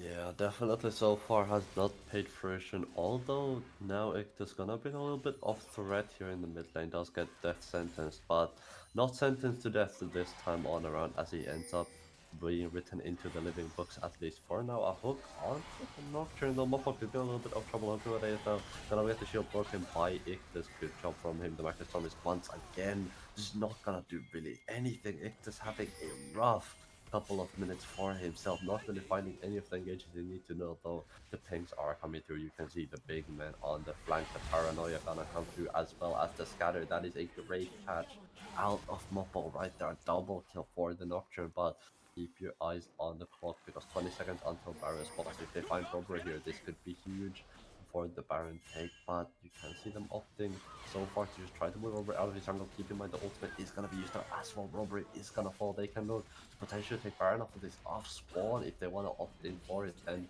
Canix finally ends up doing something with the Hull Breaker, ends up getting a top lane tower and split pushes, but he just does not win the 1v1. Yeah, you can really see his damage missing as he decides to go for more HP, probably going for to finish his tier. And he's just, yeah, just not strong at all. It was a good flash out of Canix, but is it going to be enough? You can see Voraxer on the chase alongside Shrody, both of them trying to get him. But Canix this time around is gonna get himself on out. The good thing about Hullbreaker, it makes you really, really fast.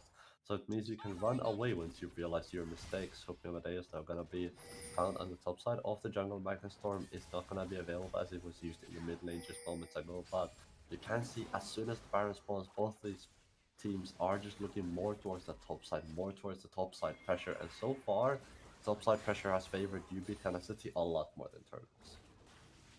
Yeah, which is something that you really don't want to see when you counterpick top lane, especially when you counterpick with the champion, like allow into a tank like the Ornn. Ornn usually a champ where you're like, okay, I'm just gonna drop farm. I'm just trying to get all the XP I can get, just scale to my ornaments and just be a tank in the late game. But that Ornn is just clapping hard in the top lane, and yeah, I'm really surprised that it went like that. And you can slowly see apparently a Sandra. It should be a Sandra that's coming in here, which I don't think is the right call. Could also be the Iceborne Gauntlet, of course. But yeah, you can see two items on the mid lane, on the Syndra, on the Hikoga. Yeah, he's just winning hard on the side lane. Oh, Jesus Christ, Hikoge just flashes on in with the execution. This man just is no holds barred at the moment. He just wants to go all in. Solo Bolo down in the bot lane. 1-6 on Canix at the moment, not having a good game for himself. You can see Hikoge is gonna pressure that bot lane though. Somebody is going to respond to this Orianna. Meanwhile, Baron gonna be started up here. Keep your eyes on Robbery. This man can potentially look for the steal, but the big bellows breath Orin is keeping himself on out. Now you can see the double knockup coming out there as well. Ichthys can potentially look for the engage with all the rest of the team is going to be a That's great cancel to make sure Shrody cannot use that second ultimate R. That's going to be a huge combo coming on in Magnet Storm as well. Everybody's CC'd, everybody's Oh locked up. my It is god. a team-wide wipe as Ichthys finally finds the engage and the god gauge as he presses his buttons and ends up collecting absolutely everybody on the side of the turtles. It is an ace, it is a baron, it is a 10,000 gold lead for the side of UBTenacity, and it is just looking like it is harder and harder to play as the dragon gonna be coming up as well, which means they are gonna be on soul point. Yeah, I'm kind of confused about that Baron call. Just seems kind of weird. But yeah, that team fight was just massive. The combos coming in, and I just have the feeling this game is already over. Don't really see any chance how the Turtles are getting back. The Draven is still really strong.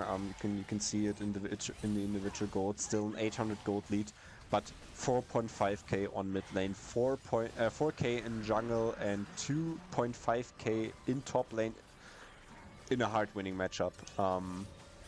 This is just not a game that you want to keep playing. Most people in solo queue would just be like, yeah, just FF this, minus 20 LP, I don't care, next game.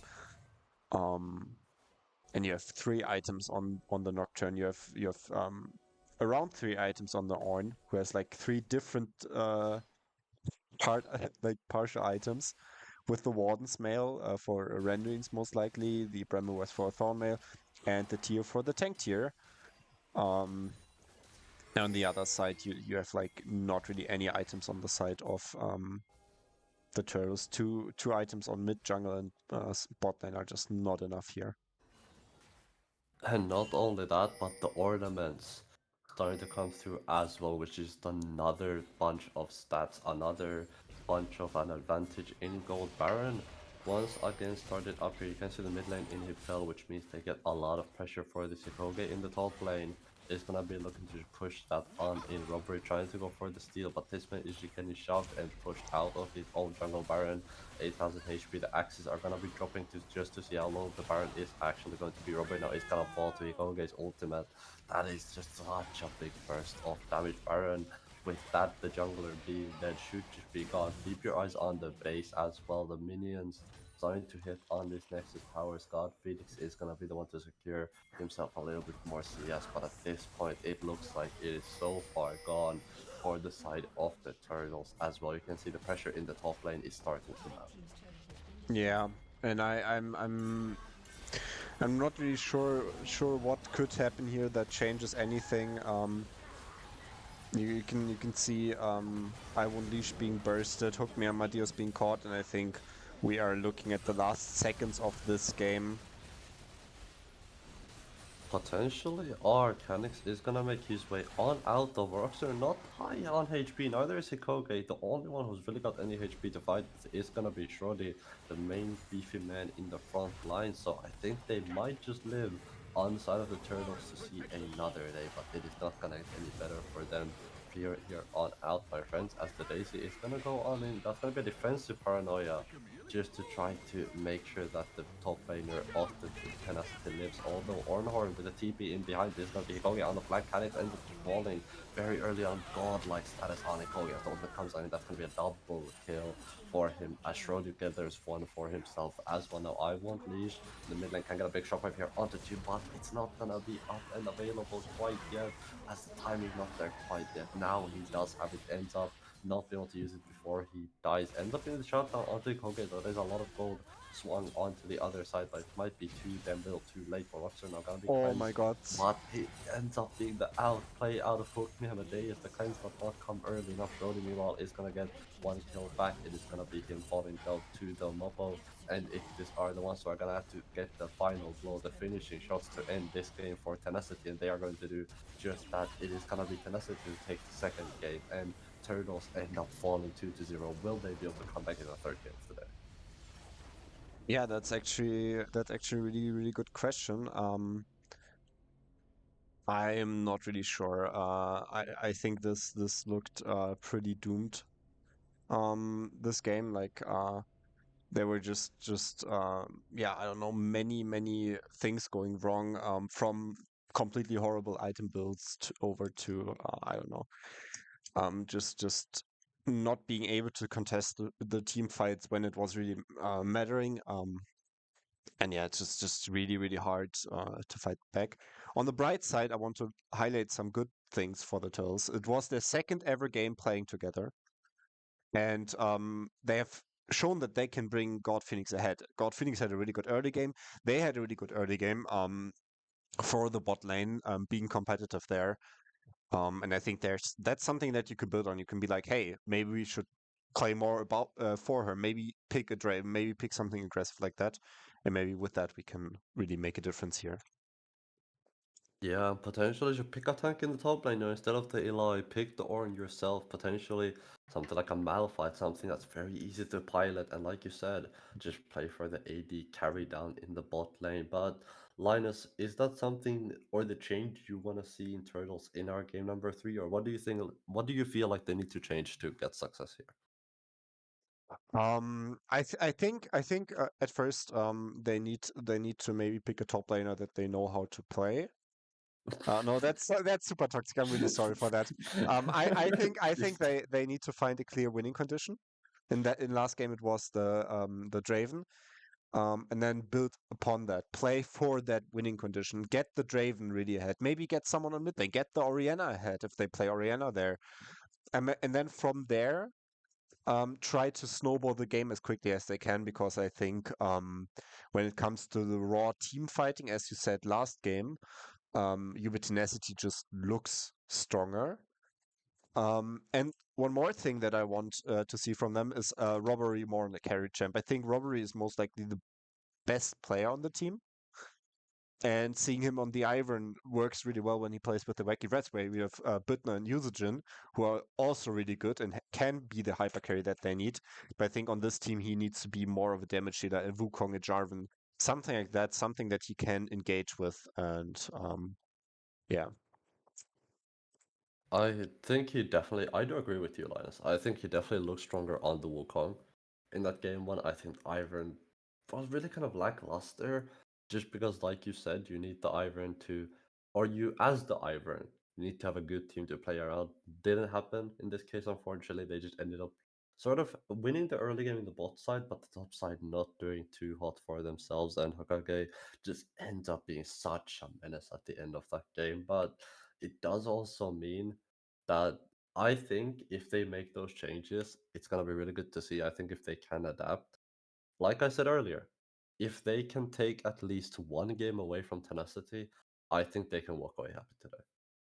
Yeah, and I think at this point the main goal should not be, yeah, let's win this last game. Let's win one of those games. I think it would be, let's try to find a win condition. Let's try to look for something that we can build upon and take that home with us, and then maybe try to work on it for the next scrim show match, whatever. And that should be the goal here, because realistically, you're looking at a really strong team, and you're playing together for this third game. That's very true as well. I think once you've already lost the first two games, mentally it's really hard thing to come back from. Even in a best of five, it's really, really tough. And I think, like you said, if they don't win here, I don't think it's the end of the world. I think there is still a little bit of time before the actual games begin and not just the show matches, but heading straight into the ban and lock in phase. Champ Select itself already seeing Aphelios banned away Rel as well. The side of the Turtles don't want to deal with that once more. And the Rel, I'm not gonna lie, did not look too influential, at least for me in that game one. Outside of the one mega engage down at the later stages of the game. But outside of that, the early and the mid game, I was not too impressed with the Rel. Yeah, I feel so as well. I think there are way more concerning picks to maybe ban away. Maybe you could be like, hey, we want to take the Syndra away. Maybe deny that, because I think the Syndra was maybe the real carry. Maybe the Nocturne could be something that you ban away just to deny those oppressive ults. Something that I wanted to add at the end of the game. You can really see that someone can play Nocturne if they also defensively ult. If they have ults that are like, hey, you can't see anything, we are gonna get away, and not just ults where they fly in. And you can see the Draven ban coming in here again. Not confused about that one. Yeah, ends up being a Draven ban out of the pocket of Tenacity. You see the Lee Sin being taken away by the Turtles. They don't want to go up against that no longer. And the Zaya as well is going to be taken on away. Oriana is left open once more, so definitely can look towards that direction again on the blue side for Tenacity. But this time around is going to be the Jarvan that is being hovered at the moment. One must not get baited by the hovers, ladies and gentlemen, but it is gonna get locked in this time on around. What are you expecting the jungle as a response into the jungle? I'm definitely seeing a Wukong here. I know that Robbery always played in the SLE. When went up against Jarvan, he always went for Wukong. Wukong Oriana was usually the pick, which we could see here. I would be surprised if that would be an early Camille. Um, or it's an Echo jungle. I actually like that. It's not something that you see often on side of on Robbery. I don't think he has ever played that in the SLE. But that's carry champ. If he can get ahead on that, he can snowball really, really hard, and I actually think that's really cool. I mean, I'm a big fan of that just because, like you said, it's something that we really haven't seen. And Turtles, I feel like if they are gonna, yes, we did say they're not necessarily going to this game with the attitude of, hey, let's beat Tenacity.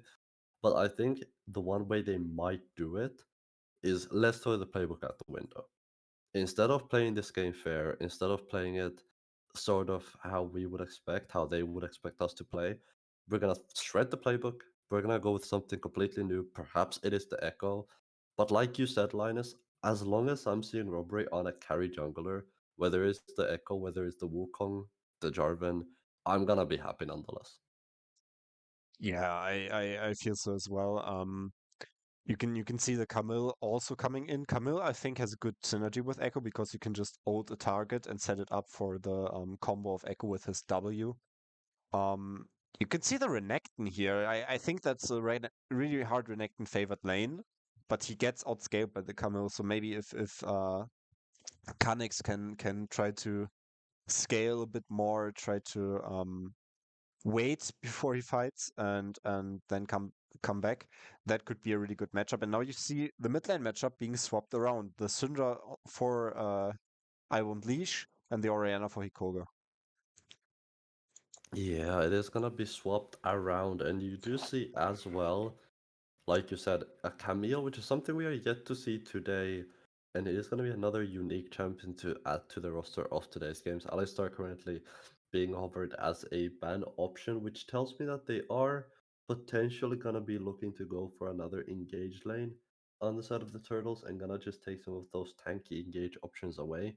Something that is still open is gonna be the Rakan, as well as, well, not the Zaya actually, as it was banned away by the Turtles, but the Rakan is still going to be open potentially if they want to pick it up on the side of Tenacity. It is something we saw earlier today be pretty influential for them and play pretty well into what they wanted to do as a team.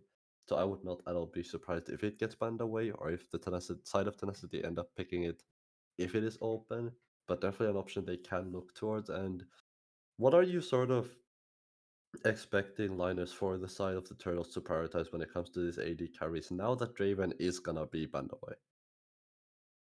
Yeah, I'm not quite sure here. I'm kind of confused about the Thresh ban. I think that we might see a Vayne here again, just because it's so much comfort for God Phoenix. I would be surprised if we see anything else here.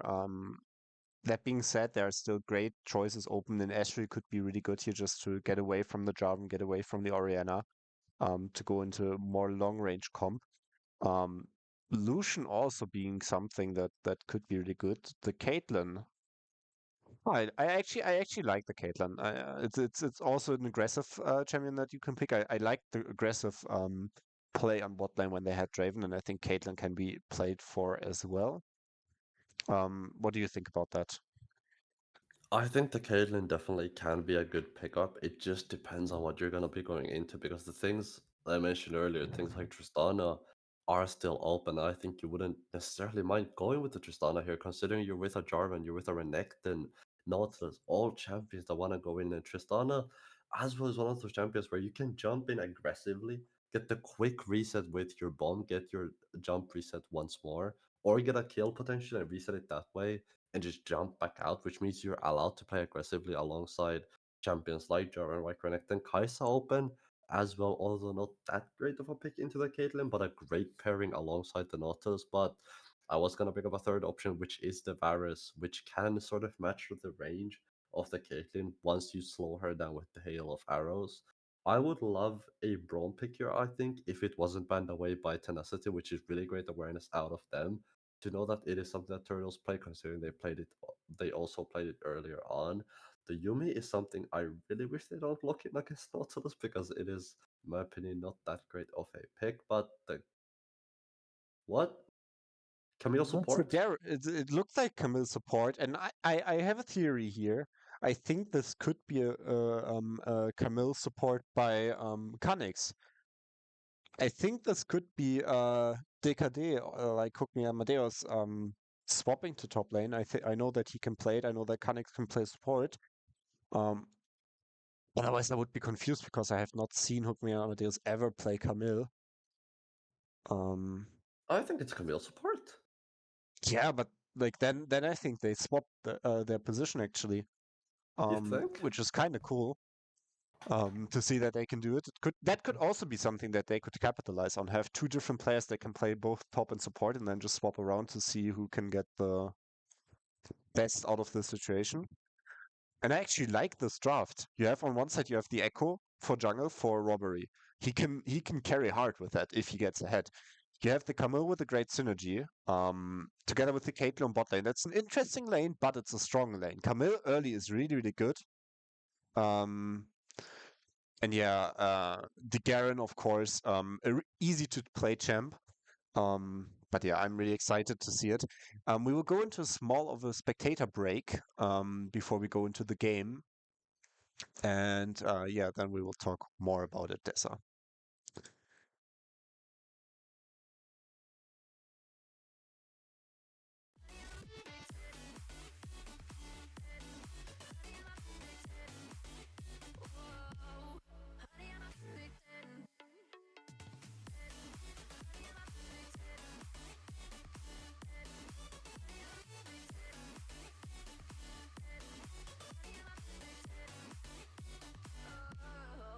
Yeah, I've discussed it with myself, and I'm disgusted with the way we're told to have a certain face, a certain weight we price. We aren't pixels on a screen, no, we're human, we breathe. Every single thing we see curated, it's overrated.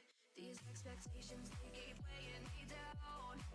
My heart is begging me to get the hell out of my head. I'm gonna live inside the upside down for a minute and pretend.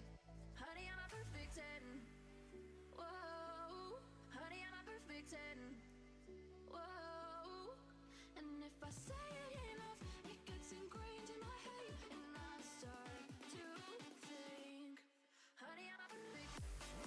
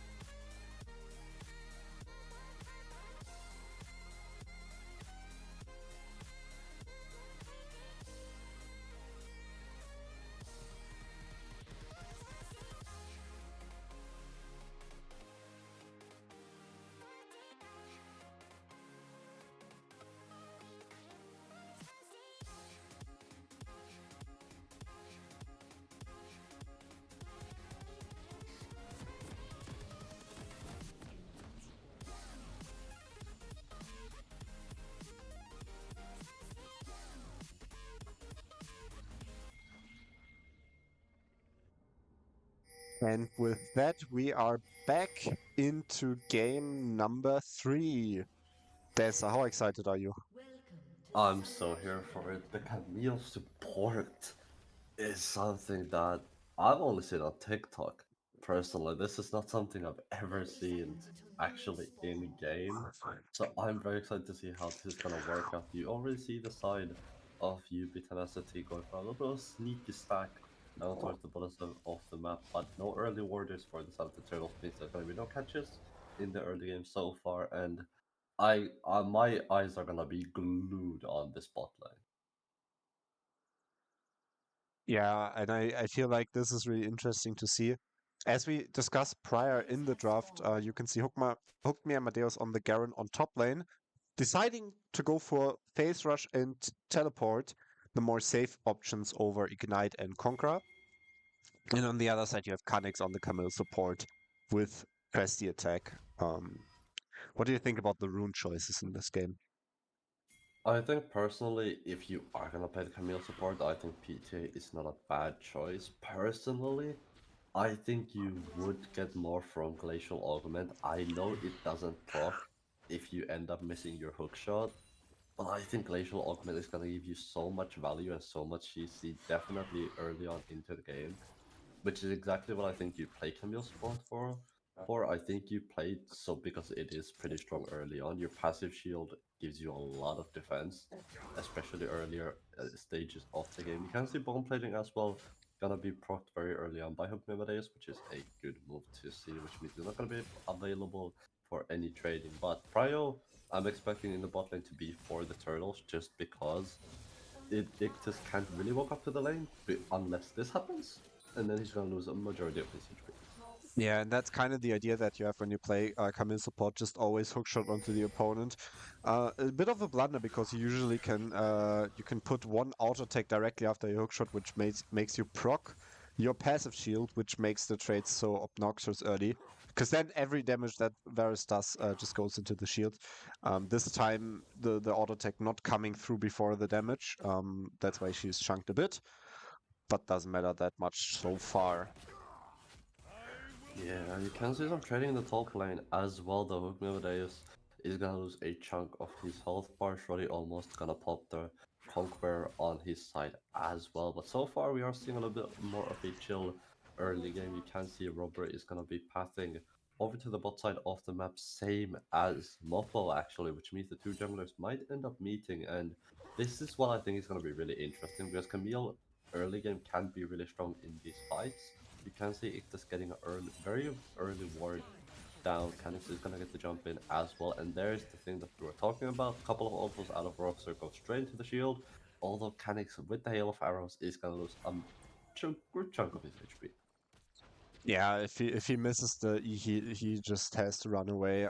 You can only play it if you hit every E. Then it can be good, which is why you don't see it that often. It's not that reliable, and if you play against ACs that can dodge it pretty easily, you quickly lose your importance.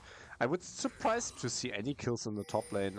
Yeah, Garen doesn't have Conqueror. He loses early a bit, but on the other side he has his passive to stack up. And both top layers not going for Ignite means this should be a lane where early the Renekton. Kha'Zix in the bot lane though is gonna play very aggressive still, gonna flash out, the Ignite is gonna go down, he is gonna fall for his blood. Over to Oppo, God Phoenix should be in trouble as well as the jungle. Just gonna walk up, don't try auto herd over to death. We'll see if God Phoenix can pick up potentially Voxer here, but ends up just falling. That is a double kill for Mopo right there, and that is a great start for the side of UB Tenacity. Yeah, and that's something that you cannot do on the Camille support. You always have to know where your opponents are, where the jungler is, because once you're in, you can't get out. So you always need to win the trades, right? And you usually do that. If Moppo wasn't there, then that would have been a great catch onto I think it was Voroxa, at least forcing the flash of him, but that way he didn't even get the flash for it, and two kills going over for the Moppo for the Java will just make it that much more difficult to play against. Yeah, it's not the great start for the side of the turtles thus far. You can see an early Iron Spike whip plus a Ruby Crystal picked up by Mobo here very early on into the game so far. top lane is gonna be pretty even outside of the CS numbers, which are favoring the Renekton Shrody at the moment. You can see Phoenix and Ictus are gonna meet in the bot side jungle here, but neither of them really having any damage in their kits thus far. Thus mean that they're kind of just gonna stare at each other, gonna attack each other a little bit, and then just end up walking on out. You can see Koge as well is kind of hovering to see if there's anything to be picked up, but so far nothing really happening. And you can see as well Robbery in the bot side jungle. Gonna try hit level 6 as soon as possible, because as soon as you hit 6 you are much more safer on the echo to start doing plays around the map. But you need to be a little bit careful in mid lane, but I won't leash, because if Muffle and Hikoge end up coming around into the mid lane, the shockwave is gonna be available on the flank in the bot lane. Canucks is gonna find the first engage here. God feeling gonna get engaged on as well. Muffle now is gonna be the one on the run. Robbery not level 6 quite. It's gonna push forward. Can you pick up the kill? Yes, he can shut down onto the Echo. Dark Harvest attack collected as well. That is a good win for the side of the turn. Yeah, and the Echo can now start to snowball, and that's where you can see the power of the Camel early. Like the CC is pretty good, the engage range is pretty good, and just so much damage with the PTA additionally being brought in. Um, and yeah, the Echo, that's what I want to see. I want to see Robbery getting ahead. I want to see Robbery starting to snowball, and I want him with the Magi's. I want him to just jump on his opponents all the time. Because that's how I think they can compete. Yeah, definitely does look better when Robbery is on these more aggressive champions, like the Echo, like the Jarvans of the world. You can see so far the top lane not going well for Hukri. Amadeus is gonna fall a little bit of potential solo bolo here as well, but the phase rush is gonna get over, is gonna get the Garen over to safety. Although Shrody does have quite a lot of fury still left and look to potentially die, but Hukri Amadeus with quite a big health bar still left to go is gonna be safe under his own tower, gonna spin to win as well, gonna clear most of the wave out, which could anticipate any chance of a dive thus far. But you can see CS in the bot lane pretty even, the CS in the mid lane and the top lane favoring Tenacity though. So far the gold lead is gonna be on their side by about 1,000, but Ictus as well is in the top lane looking to make a difference here. He's 3 levels down on Amadeus, so it's not gonna be easy. And he was spotted on a ward, so he can't really do anything. I'm a bit confused by Hugmi Amadeus' choice of boots, because on one side he said, yeah, I'm gonna play TP, I'm gonna play Phase Rush. I'm not playing to win the lane, I'm playing to be obnoxious later on.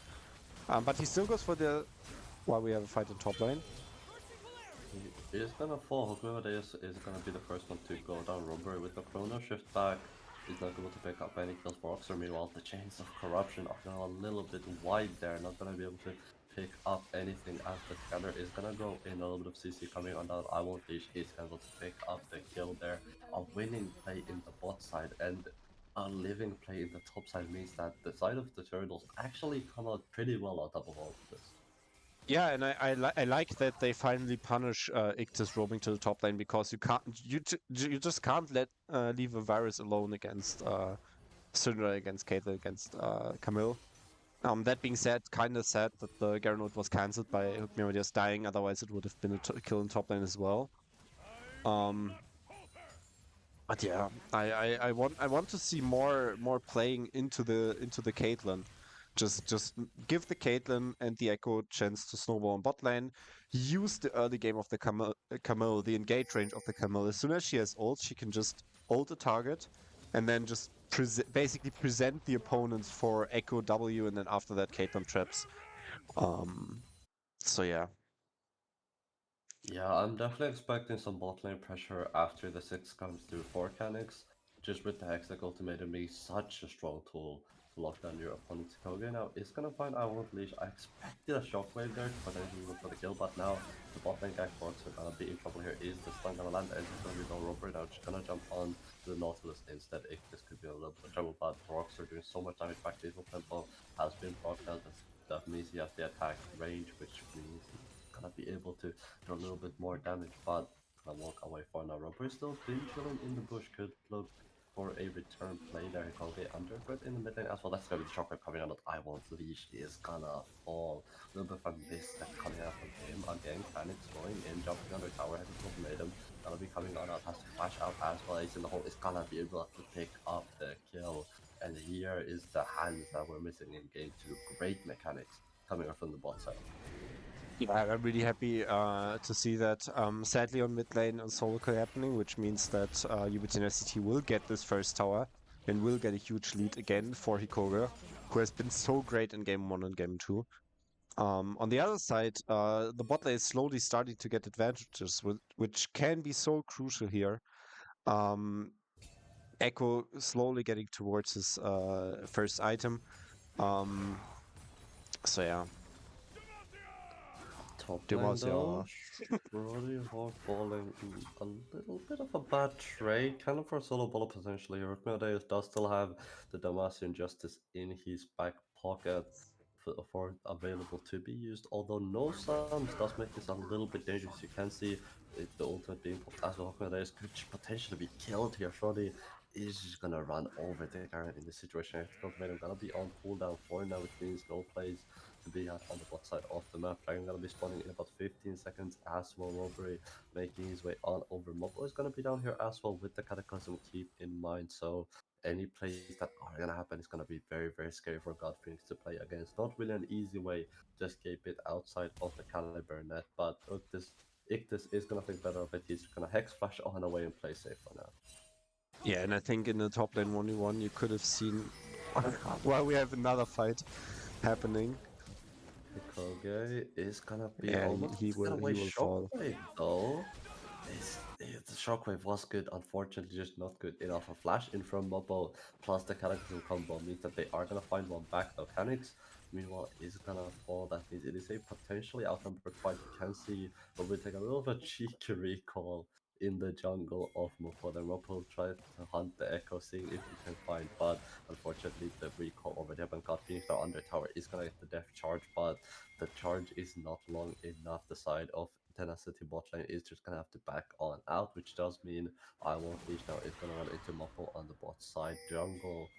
Mopo under a little bit of threat, but he's just gonna able to walk on out. So will the mid laner of Turtles, and it does mean the action for now is going to dissipate as the dragon does get started by the Turtles. Should be a free pickup for their side, and they are gonna get themselves onto the second wave of the game. And they need to find some things on the bot lane, on the bot side of the map now, because I don't see them winning top side any side soon. The Garen needs a strike breaker, maybe one or two tank items as well. While the Renekton already has his God Drinker, has the Dominus back up available, and it's just so strong in that lane. Yeah, the Dominus is a very powerful tool in the Renekton kit. Just gives you so much more health and sustain as well to play around with. You can see Hufnjavadeim is still on the Garen, can just spin on the wave and sort of lead it very quickly. Ignis now getting engaged on in the bot lane. Robert trying to find the pick, but unfortunately the dredge line is enough for Ignis to get himself on out. That top lane tower is gonna soon fall though, but it's gonna be Phoenix who actually gets the second tower of the game. Full plates for the Caitlyn, as well as there's gonna about to be full plates on the top lane, but I want Leash now gonna be under threat. The Shockwave comes onto a great chunk out of Hikoge. Top lane tower is gonna form mid lane tower and fall earlier on as well. Full plates for the mid and top lane means it is gonna be a 3,000 gold lead for the side of Tenacity, and they are definitely the ones ahead. And if you look at the gold, you see 2.5k gold in the top lane. That's nearly the whole lead that they have. And 1k gold in the jungle. Actually, you can see the whole top side being behind on the side of the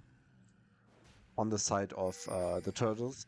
While you have your Caitlyn ahead and you have the Camille ahead, which is fine. The Camille still builds items like the Sandra, even with that cheaper build. She usually opts for Sandra, maybe a second damage item, and then she usually goes tank. Um, but this top side is so hard to play, and even with the Echo being on his proto belt now, it can be really hard to fight into both the Jarvan and the Renekton just because Gordrinker is so oppressive early game. Yeah, definitely a big useful tool. You can see the guard drinker on both Moppo and Shrouded just because it is so damn good. Like you said, a little bit of a growth reset coming out from Robbery here. You can see the Herald is secured while Robbery is trying to secure his own jungle camps in the meanwhile. on the other side of the map. A 3000 gold lead so far for the side of Tennessee. You can see with them picking up this Herald should be a little bit over that as well. We'll see where the Herald ends up getting placed. I would love it if they try to contest this tier 2 with it pied potential picks. They definitely have the comp for it. They've got a Nautilus, they've got a Varus, they've got a Jarvan. So definitely can look for these picks if they can get their hands on it. Roberto in the mid lane is gonna look for the pick of his own. Roberto is gonna be able to attack for the mid lane. It's gonna come on that as well. Scatter is gonna land stun, comes onto it. Bulbury is gonna be the one to finishes up that kill. Gonna pick up another stack of Dark Harvest in the mid lane. Meanwhile, can they secure any towers with this, any pressure with the kill they got so far? The answer is no. Mid lane tower now being contested and siege by the side of the turtle. Scatters gonna land onto it. Keep your eyes on I Won't Leash, definitely strong in his own right as well. Robert now is gonna again lose out on his own camps to the top lane this time around. It is gonna mean that Ictus gonna be the lone survivor in the mid lane for now. Everyone else goes back to base, spends their gold, spends their items, and it does mean that the side of Tenacity are gonna claw back the side of Turtles are gonna claw back the gold lead a little bit.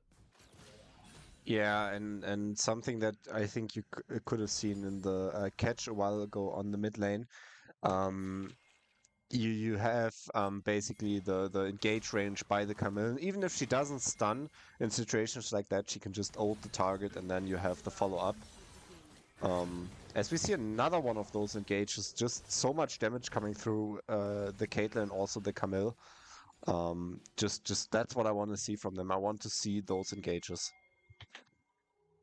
Yeah, it's definitely a useful tool if you can use it right. Hectic Ultimate, it can be so damn good.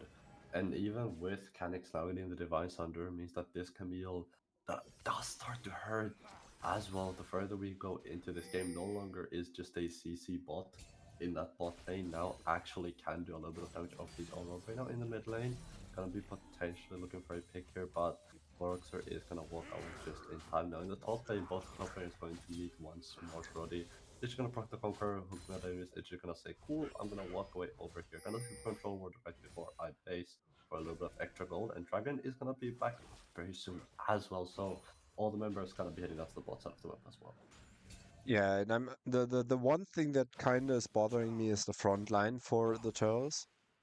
If you're looking at it from that perspective, because the Garen could opt to go in for a cleaver, could opt to go for the Howlbreaker, but I think the right choice here would be to go for both Deadman's Plate and the Force of Nature, just to be able to frontline a bit for your carries, because the Echo, the Camille, the Caitlyn, and the Syndra just deal so much damage. As we see the second or the first Drake going over to UBTenacity. The first Drake for Tenacity and Infernal Soul on the cards as well. This time the Spectator tool is not lying to you, ladies and gentlemen. It is actually an Infernal Drake spawning up next. You can see Ogmeodea secures a tower for himself on the top side of the map, which does mean they are gonna get back a little bit of gold, but the gold lead that was actually 4,000 is now 2,000, which means they've done a great job of clawing back that gold just a little bit, but I Won't Leash is gonna die in the bot lane. Just so much damage coming out of Pick. That's gonna be some threat in the mid lane though, as it's gonna be also tactical made up with the Ictus now. Doing so much lower, doing so much damage as well. It's gonna be what the top lane is keeping onto the mid lane. You can see shutdown going on to the right pocket. Robin now is gonna fall out of it. He's gonna be into it as well, and every member of the turtle is falling one by one. Hope no Dale. Lone survivor left, he's gonna fall as well as Roddy. Just so damn strong on the Renekton. TPs in the fight is just over for the side of the Turtles. Top lane spills over to mid lane. Tenacity again taking out the fight.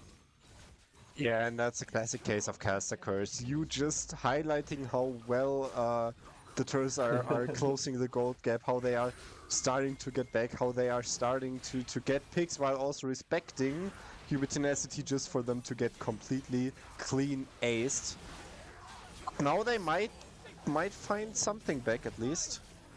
Yeah, Maybe? speaking of respect, Nopal might end up falling as well. This is gonna be Canix who falls at the end of the day, and this is what I mean.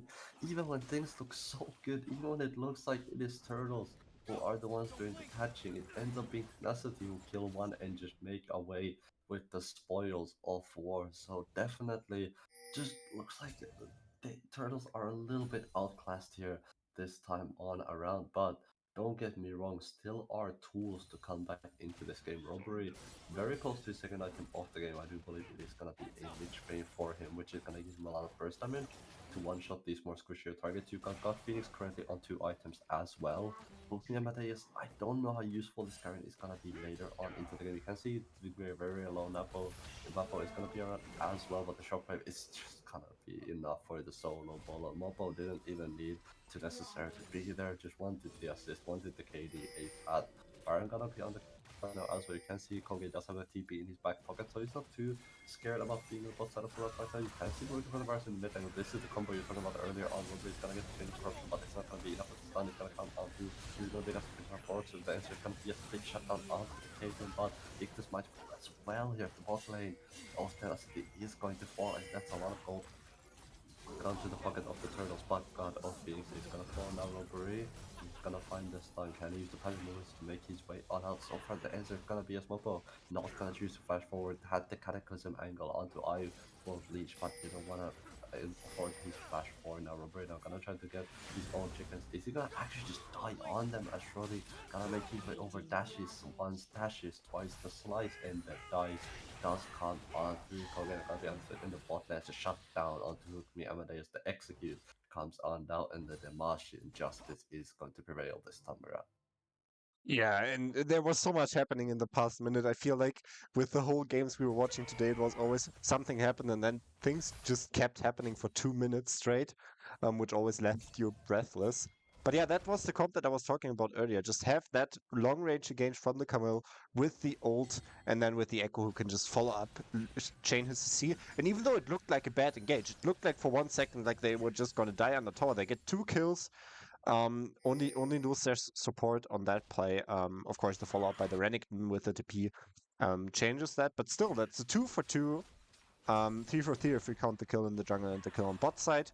But yeah, like those are the things that they can look for. I feel like that's something that they can build on. Yeah, it's what I was talking about earlier. Just throw out the playbook.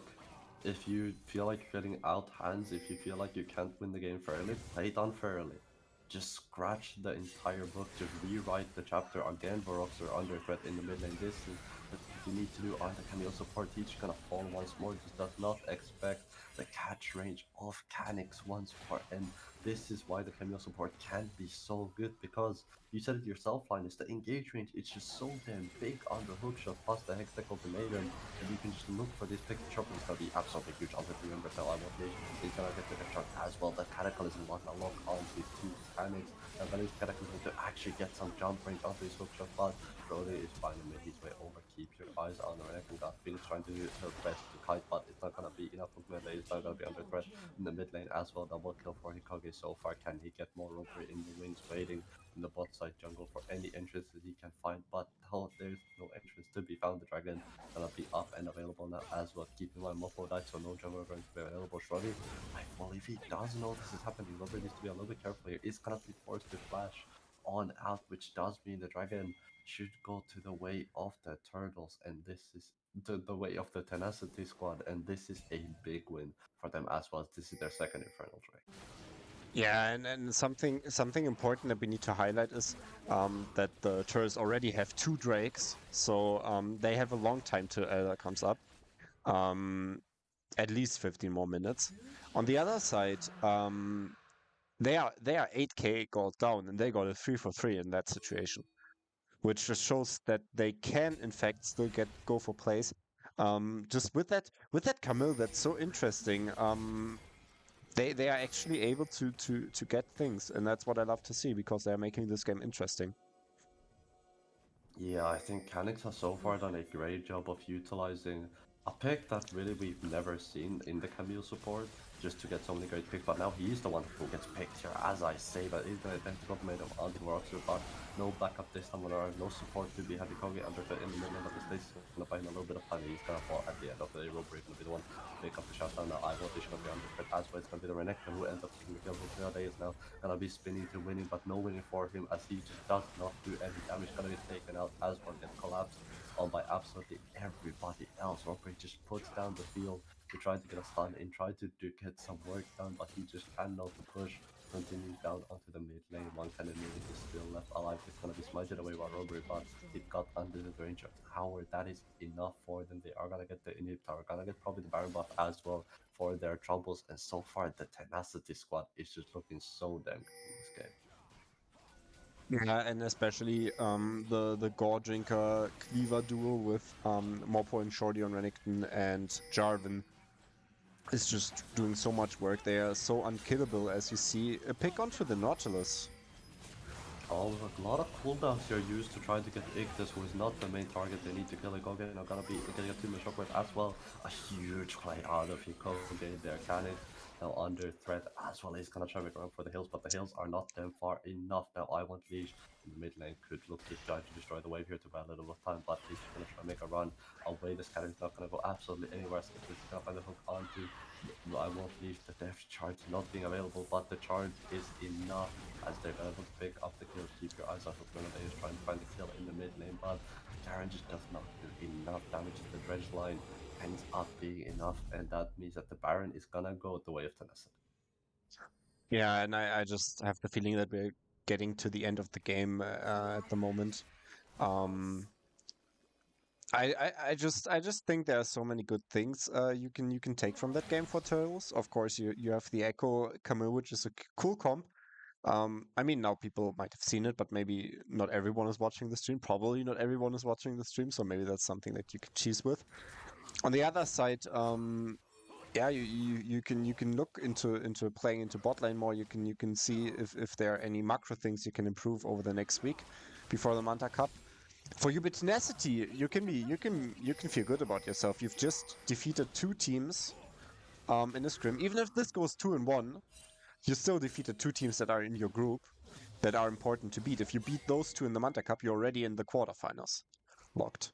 So that's something that you can look out for. They definitely look like one of the stronger teams. Yeah, they definitely look very strong. That's gonna be the death charge onto Calyx. Calyx gonna try to use the Hextech Automated to make himself live a little bit longer, but it's not gonna be enough. Cataclysm not gonna be used on Hook nowadays. The Garen is completely stuck. Shorty not gonna hit the legendary status 10-0 on this Renekton. Hit the legendary status 3 kills ago. Gonna keep rocking that boat till the very end, till it gets a hold it and sink. So far, no holes in the Tenacity squad as they are an unsinkable ship. They are the ship that keeps on shipping, the truck that keeps on trucking as they are looking at the Nexus towers. Now the shopper is going to be onto Ivor Leash. Very big damage coming to top finish. I'm gonna try to get the trap. The trap does not hit onto the stasis, but Robbery now gonna be enough to finish the kill. Keep your eyes on the ultimate as well. Can wind back the time to get yourself a little bit of pace. He's gonna do just that. But the flash on the Robbery, they are not messing around. They wanna end this game right here, right now. So far, it is only the one kind of minion that's doing damage to the Nexus towers. One Nexus tower still standing, 2 Nexus towers still standing. One of them being the target is the right Nexus tower that's being taken down for the moment. You can see Kumadeus and Canis both trying to defend their tower, trying to defend their base, trying to defend their Nexus for their dear lives. But the Demolish Prop might just be enough to end this tower's life. As you can see, running his way on in that. Now Nexus is gonna be up and available. Testing Canis trying to make a Hail Mary effect coordinator, but also right not gonna be enough. There's just no damage out of this Garen, just nothing left in the tank. The juices run dry as the turtles are gonna get 3-0 here, and they are gonna just not be able to get any games. And with that, we are going over to the end of the stream closely. UBTenacity just looking really strong. As we discussed to the end of game 3, there were things that the Turtles might take away that they might capitalize with. But yeah, focusing a bit more about UBTenacity now. I think we actually have someone that we can interview. We've seen 6 games of them straight. So we will go into a small pause, set everything up, and then we will have a break with team captain and supporter Ictus.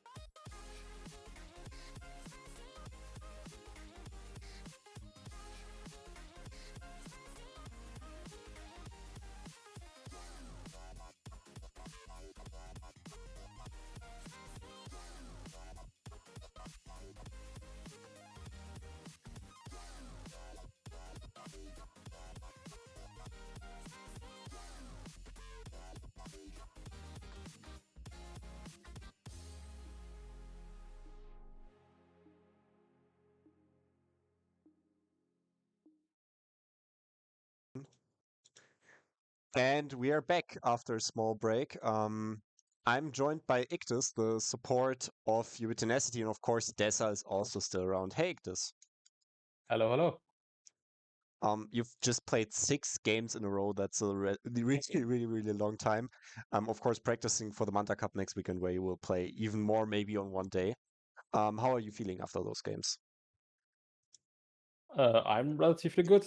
Our ADC is kind of done for today because he had to work and now got camped pretty hard in this last series. But I'm fine, and we kind of had to play so many scrims today because we didn't before, and we don't know how much time we will have in the next few days. Yeah, I mean, respectable. Uh, I think there are many things that your team might take away, even though you went 5-1 in those 6 games. You've beaten 2 teams that will be in your group next week. How do you feel regarding that group stage at the moment? I think we feel pretty good because we showed a lot of improvements from our first scrims against Beast. And yeah, we tried a lot. A lot worked. Some didn't, but we'll take away from that. Yeah, I think we're pretty confident. We tried to try out as many things as possible and not show too much. Yeah, I think it went pretty well. Yeah, are there any things that you want to tell your opponents, both the E-Wolves that you played first and the Turtles that you played afterwards? Are there any things you want to say to them? um, I'd say uh, I'm looking forward to play against them in the groups. And yeah, the Turtles made our AD carry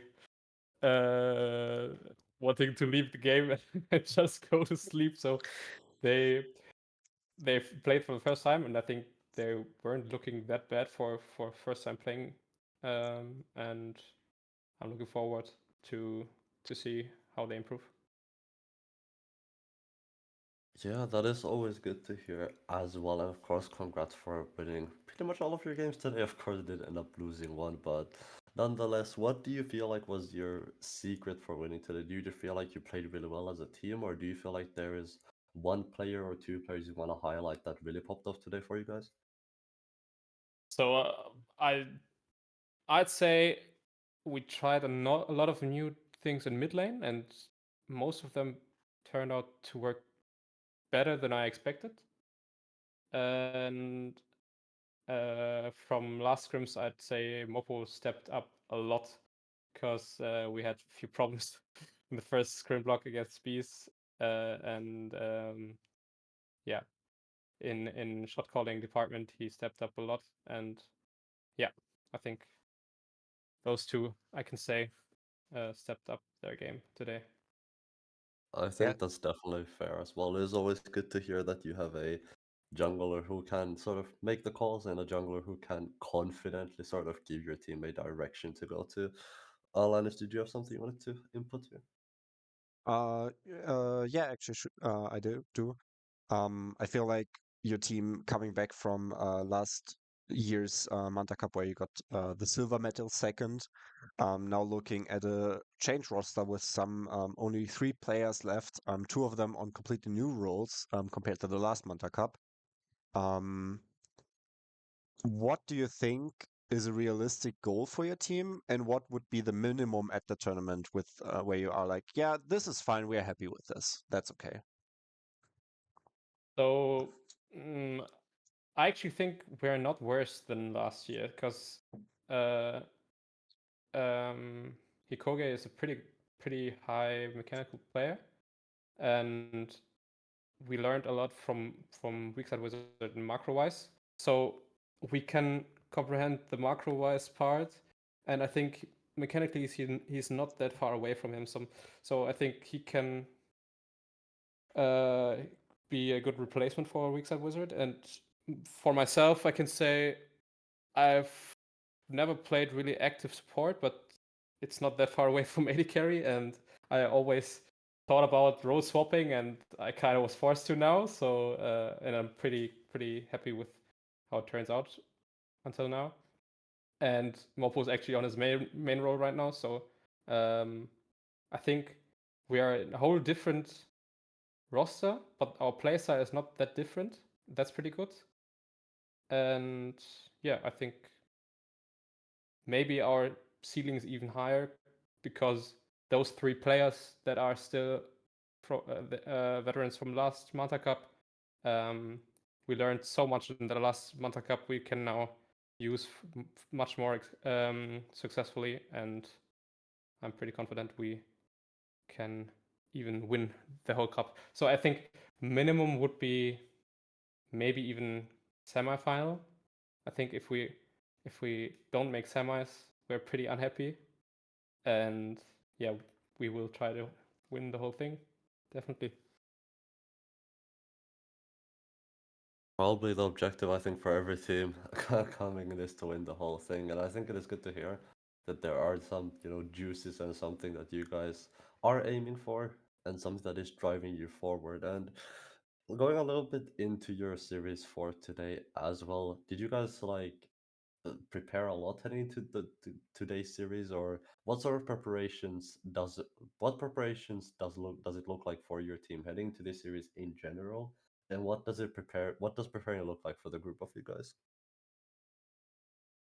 So the main part for us was, I guess we looked a little bit at our opponents, but we actually picked some stuff only because we wanted to try them, not even caring about what the enemy is playing, and just limit testing how far we can get with it. For example, the Listen, the Rel, just blind picking them and looking how hard it will be to play that. And yeah, just our preparation was look a little bit what the enemies are playing, and of course always adapt a little bit, but for the most part try as many things as we possibly can, and don't look too much at who's the enemy. I think that's fair enough, especially with it being just a show match. Like I said, I said to earlier Linus as well, if this is where you wanna test things, this is where you need to test things. In these show matches, this is where you sort of need to limit test and just see what you can pull out of your sleeve without, like you said, revealing too much as well, not letting people into your game plan. And what sort of areas is there for you, of course, after the games that you felt like you could have improved as a team, or things that didn't necessarily go the way that you were planning them to go or the way that you wanted them to go? We definitely tried in the second series to play aggressive bot, but because we were always blue side and jungler loved his tent on the bot side, that wasn't possible for us. So yeah, in the last game I was always like, I want to try some plays here, and my ADC always told me to not, because Camille is just in the brush next to us and flies at us. Yeah, that's something we obviously we tried to force things because of scrims, and that didn't work as well as I maybe had hoped. And the second thing is maybe, yeah, it was a pretty good confident builder I think today, but in a few places we had a little bit too much fun and just inted and stuff, and yeah, but I'm pretty confident that that won't happen in the tournament.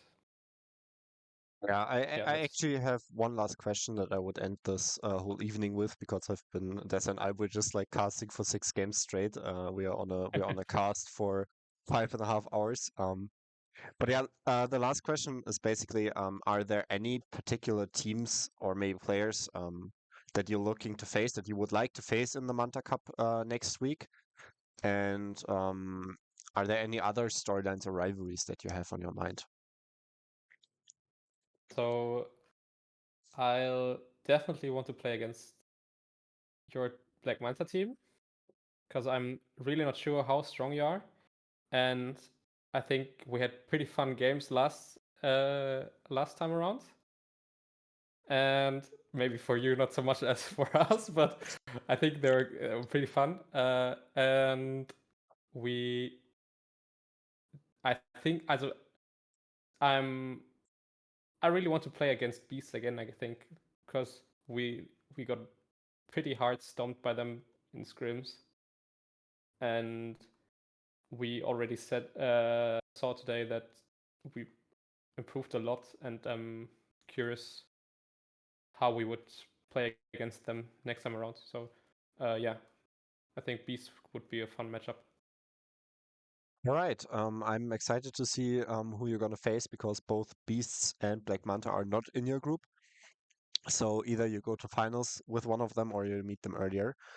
Um, but yeah, everyone, that was Ictus from UBTenacity, support and team captain. I'm I'm really grateful for the games that we had today. It was a lot of fun casting, a lot of things to talk about. Thank you very much to Desa for joining me for this 5.5 hours evening. My Um, pleasure. yeah, we will have more show matches coming next week. I'm pretty sure of that.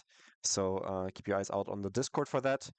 And besides that, I wish you all a great new year and a great day tomorrow and a great evening. Good night.